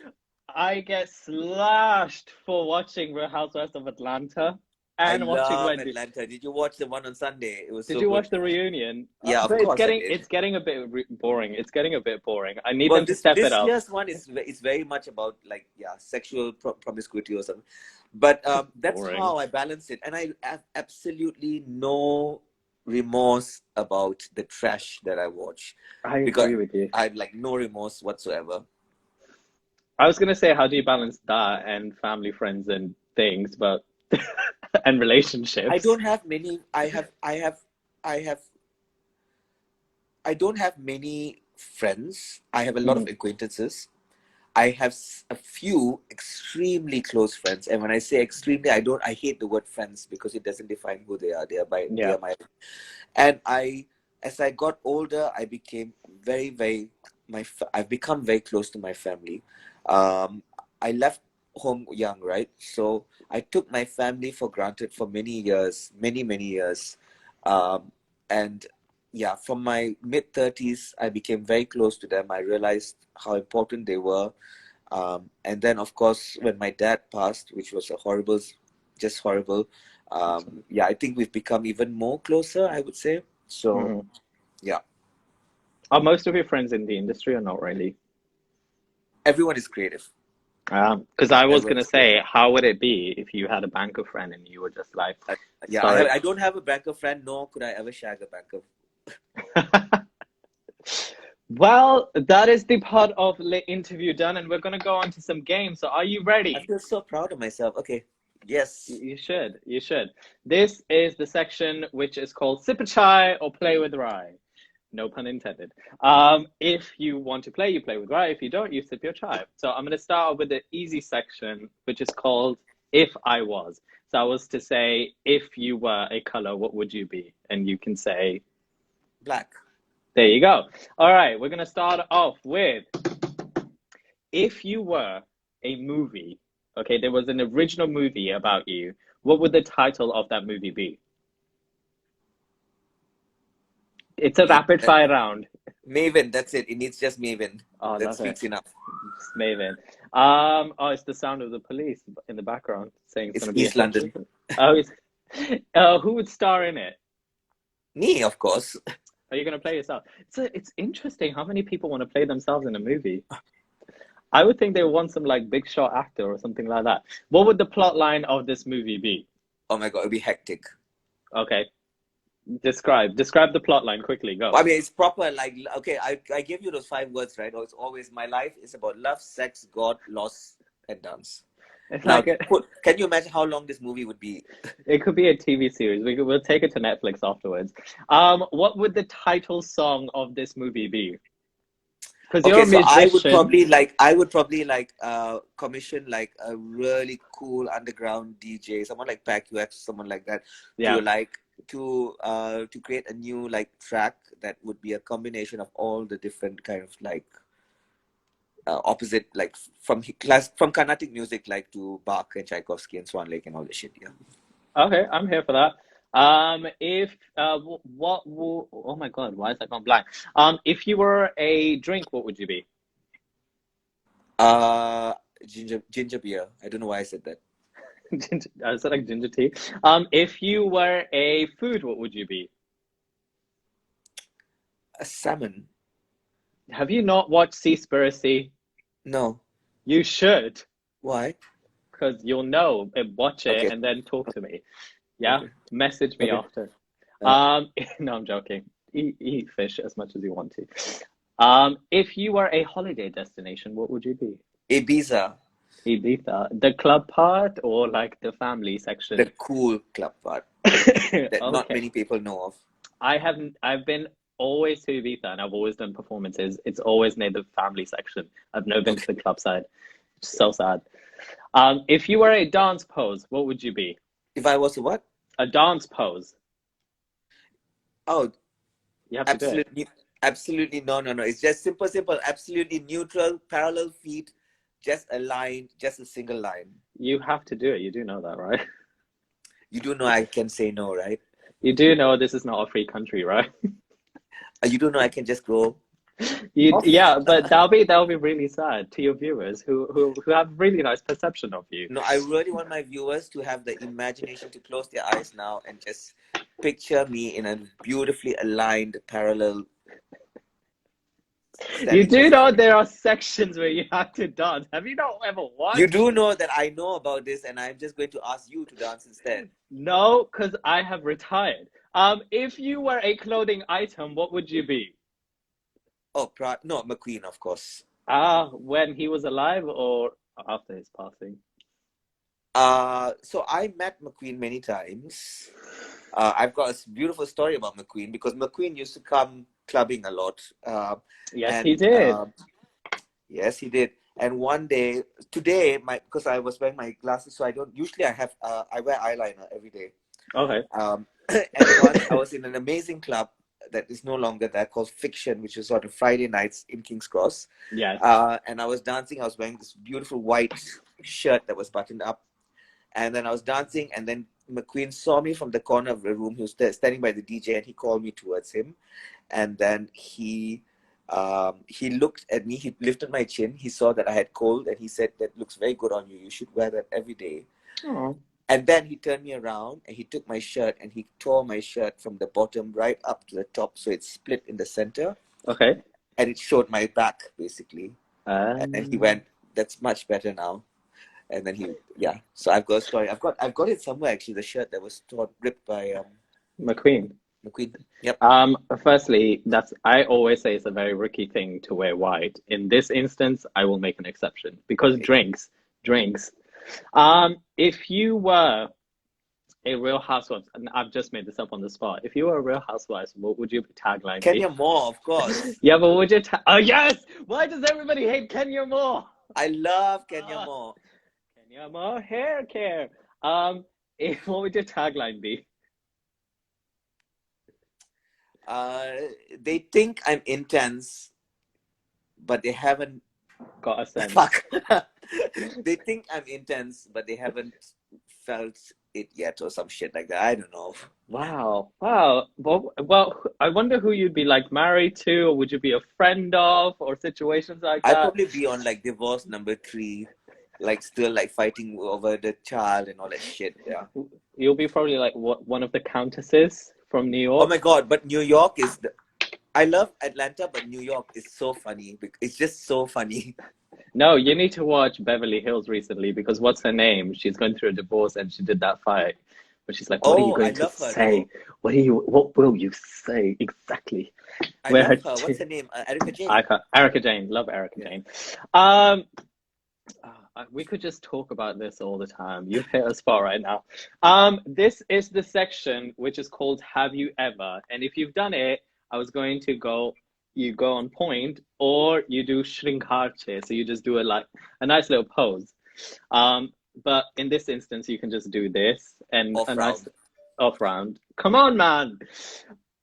Have you ever, if you've done it, you do on point. If you've not done it, you do, let's say, a nice little shrinkar, a nice little facial expression, a nice little mudra, a nice little something. Yeah, there you go. Have you ever farted on stage? Oh no, I haven't actually. So what is it? What do I have to do? Frown. Yeah, there you go. Have you ever forgotten a dance move in a solo? All the time. Have you ever given a bad advice intentionally to someone close? What was it? I'm not telling you that. You have to. Come on, just a little bit. You can like skate around it, maybe the topic, just a little bit. Yeah, I probably told them like, yeah, I probably told them to like break up with someone because I actually fancy them or some shit like that. Oh, I so want to know who it was. And lastly, have you ever had a wardrobe malfunction? Yeah. Where do you keep all your wardrobe? I always ask this of classical dancers. Like, where do you guys keep all your wardrobes? So I am not a big wardrobe person. Like Yeah. costumes are not a big thing to me. Yeah. So I mean, I'm very like, the thing that I've kept with me throughout are my gungurus. They're the most important. But costumes, I wear and throw a lot. Yeah. All right. I'm gonna give you some names, and I'm gonna give you some options, and you attach those names to them. Okay. So remember these names: Marie St. Clair, Yeah. Guru Lakshman Sir, Yeah. Akram Khan, Wayne McGregor, Raymond Chai, Pushkala, Shobana Ma'am, and I want to say Malavika Saroy. Malavika Sarkai, yeah. Thank you so much for saving Grace. Remember those names, okay? Who would you go clubbing with on a 24 hours bender shender? Raymond Chai, of course. I would like to come to that just as an observer.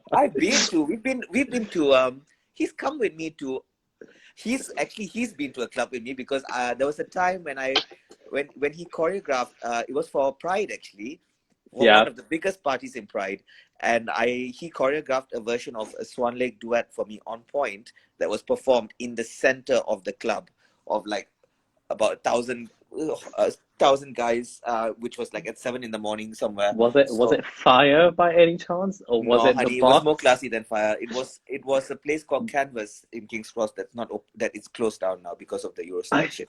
I think a lot of clubs what is the only one that is held at the corner in front of Pizza Union? That's the only one. What's that called? DTPM is still there. There's another one. It starts with Fabric is still open. The Fabric is still there. That's it. Yes, Raymond, and it was, you know who I was dancing with in that club, in that piece, was Bruno, who is now Mars. associate. No, he's now the officious assistant. Ah, okay, saucy situation. Who would you go on a world tour of lip sync battle? Should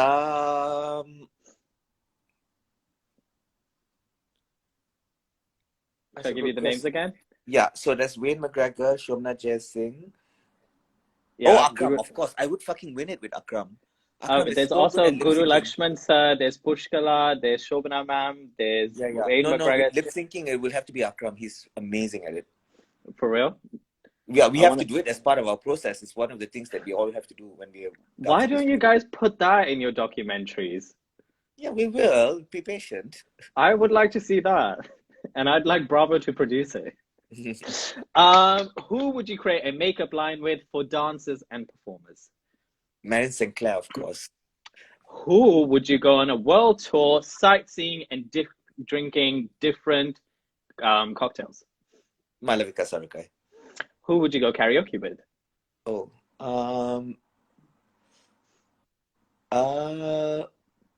I've actually been in a karaoke with Shobna Jai Singh, which is quite funny. So yeah. Okay. Who would be the 3 other people other than yourself that would be invited to come dine with me? Other than yourself? Other than not myself, yourself. Come dine with me. Okay, that's a good question. Imagine me. You're just trying to like make me Sweet 16 the situation from MTV. I'm not even invited. Alive or dead? Both. Because Guru Lakshman Sir isn't there. Sorry, I'm being a bit blonde here. So out of the people that are left, or just generally? Any of these names. Well, definitely a dancer called Kelsey Kirkland, who's like No. It has to be from these names, not just make it up.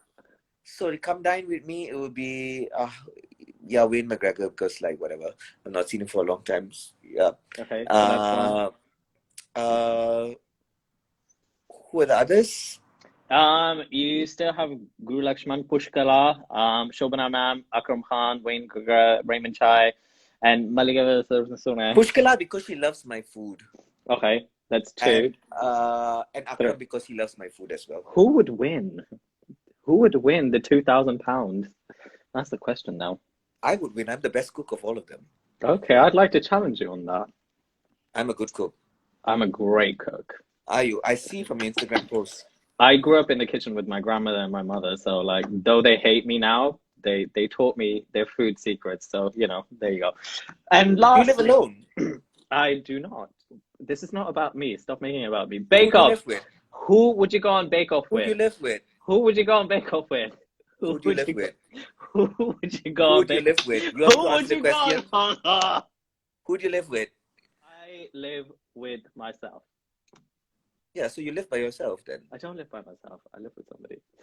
Who would you go on Bake Off with? So fucking secretive. What? I like mystery a little bit. Who would you go Bake Off with? I love Bake Off. I actually thought of applying for Bake Off and MasterChef. Bake Off, I'd love to go with Joanna Lumley. Okay. She's not in this list, but apparently she's made it. Yeah, but she is now. Okay. Lastly, this is the activity round. Please do not be that one person that doesn't do it. Even Raymond did it. I'm not dancing. Even Raymond did it. If Raymond can do it, tell me why it is first. You have 2 options, okay? I'll give you 2 nice options. Either I will give you an option where you have to improvise a Bharatanatyam piece based on the scenario that I've given you, okay? Or, wow, that was easily rejected. This is wow. Or you're asking me to put like fucking anyway then. No, it doesn't. You don't have to. Stop it, Raymond. He does not have to sip that chai. Oh, I just have to sip the tea. No, you don't. There's no more tea. It's out from the world. Or the second option is I play some beautiful clips of you dancing and I will stop and you have to give me the next 8 counts. Okay, I'll go with that. Wow. Do you know I had some really good scenarios for Bharatanatyam but make it dance? One of them was you're flipping through Tinder and now go on a date and have been catfished. I thought a Bharatanatyam piece about that would be absolutely magnificent. I've never used Tinder and I've never been catfished, so I have no personal experience to... It's called Study and it's called Fun. And I was going to play you a Take That song. I'm quite a method-based before. I was going to play a Take That song, so you've just ruined it you've ruined your fun, sir. All right, are you ready? This is your first one. Yeah. Okay. How does one press play?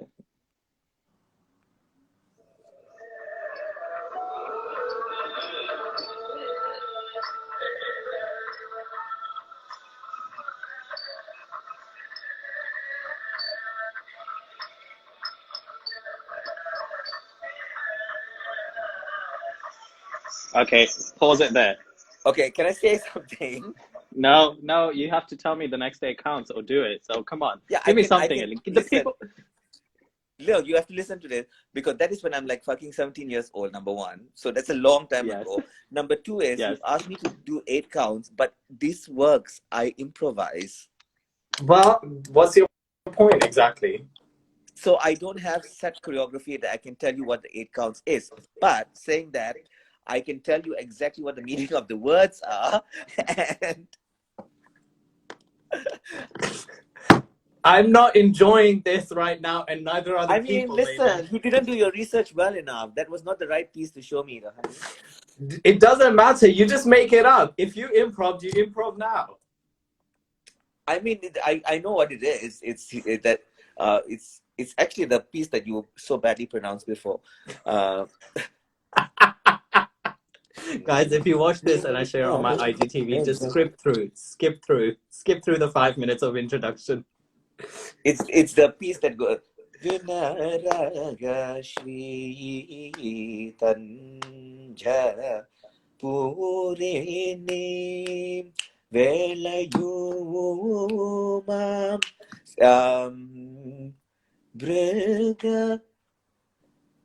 Yeah, guys, listen, I did this when I was 17 years. I'm 45 years old now, man.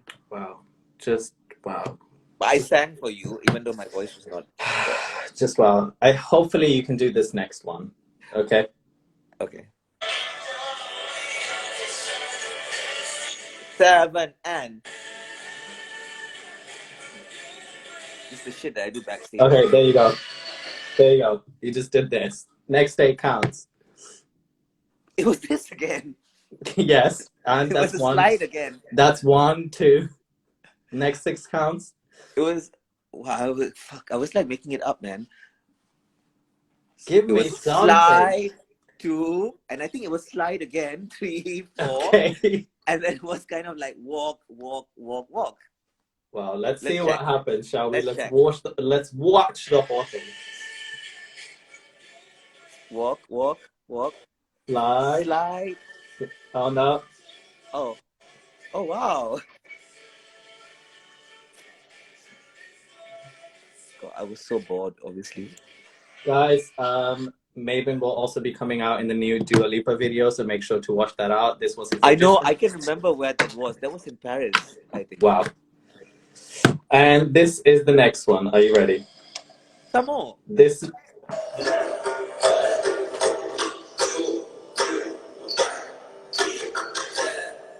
Fucking hell. There's no way I know what this is. Come on!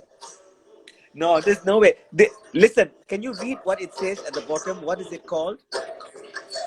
Why are you so... What is it called? It's called Mavin Khoo. It's called Mavin Khoo. And then? It just says Mavin Khoo. That's all it says. It says Mavin Khoo. It's called improvisation. I'm sorry, mister. Your research was not very good here.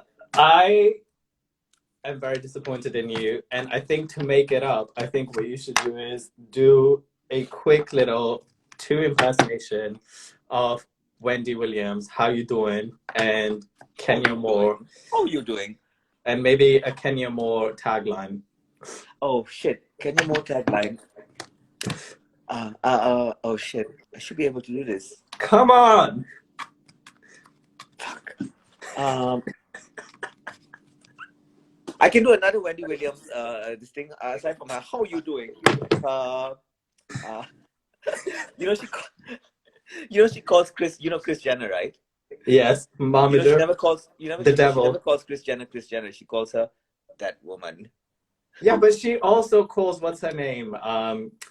Nicole Scherzinger. Nicole Scherzingberger. Nicole Scherzberger. Nicole Scherzingberger. All right. Well, that was the game section. So thank you so much for participating in that. I really appreciate it. Listen, meet me face to face and we have a game, like a proper game. I am here for that. Okay. Last quick questions. What words would you give to your mirror self today? Sorry? What words of wisdom would you give to your mirror self today? Babes, I don't give words of wisdom. You give this. I don't have it. I don't even feel that I have the right to give words of wisdom. Okay. But the only thing I would say is, ta-da! Okay. Live your life. Okay. Peaks and valleys is a question I have to ask everybody, and please do answer. Yeah. A peak is a high point of your life, and what was it? Personal and professional, what you learned from it. A valley is a low point of your personal and professional life. What was it, and what lesson you learned from it? I've had a lot of peaks, I think. Yeah. All of them would have been artistic. Okay. Yeah. I know it sounds cliche coming from me, but what I've learned from it is just to fucking feel so grateful for them. For those moments, right? Lows, I've had lots as well. All of them personal. Yeah. What I've learned from them is 2 things, right? The one that doesn't sound so nice is whoever says that life is not full of regrets is talking shit.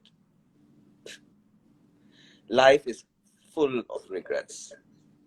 I have a full list of things that I wish I'd done differently, I'd said differently, loads of things.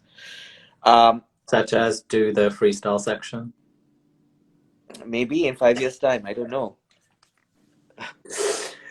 I always ask this, what's the gift to every single person's future? Like, what is it because, you know, as young dancers growing up, sometimes we're like, oh, we want this, we want that, or we want validation, or we want this. Like, what would be the gift for you in the future? Or you've lost sight of that, and now you simply are in the moment, and you've surrendered to the journey. Well, you just said it's surrender to the journey. I think one of the things that I am learning more and more with young people is to not judge. And I found that very hard. It's really easy as a person, as you start getting older, to have this mentality of, you know, it sounds cliche, right? But young people these days, young. And if anything, what I've really learned in the last year with the pandemic is the necessity to be humble and listen. I think listening I've learned to listen much better now. And because I've learned to listen, it has had a huge impact and a shift in terms of how I teach, how I think, how I guide. So that's been important, I think. I put up a question to ask you, and one of my friends really wanted this, so I'm just going to read it out to you. And she basically asked, she's a Bharatanatyam dancer, and she's studying Odyssey, and she said, what are your thoughts on upcoming classical dancers in the UK, and a general advice on how to build mental resilience as a classical dancer?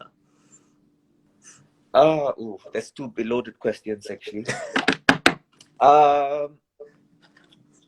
It's very hard for me to talk about classical dancers in the UK, because I really, honestly, the UK is just, if you're talking about developing a career as a classical dancer within what we've been talking about, this industry thing, the industry is run by a whole bunch of idiots.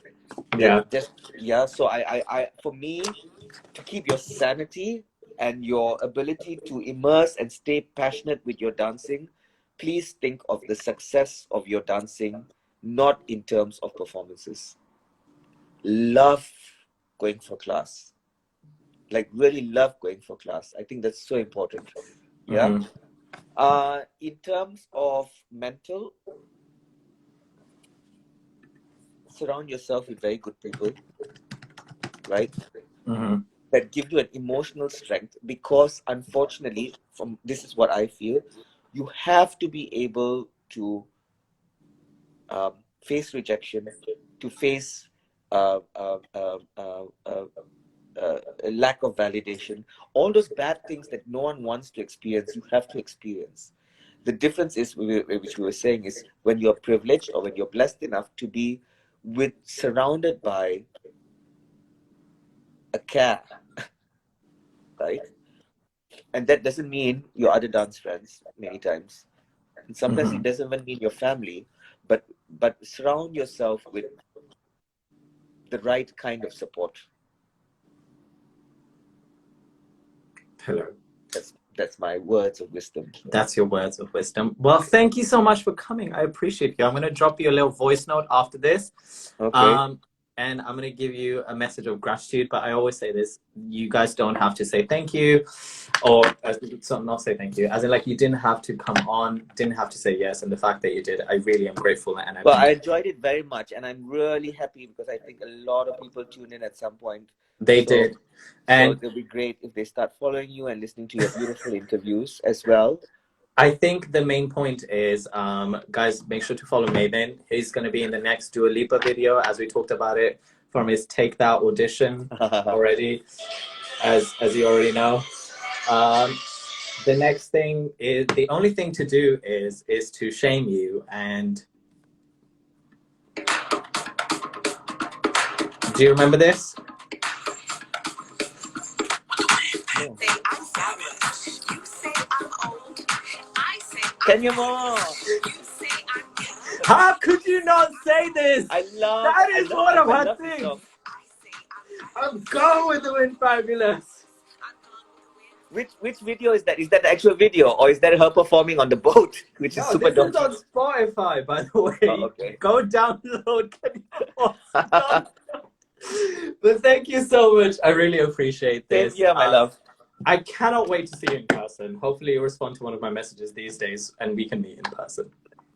I will respond. I've been keeping it like because I wanted the tension of like anticipation for this interview to I get it. I get it.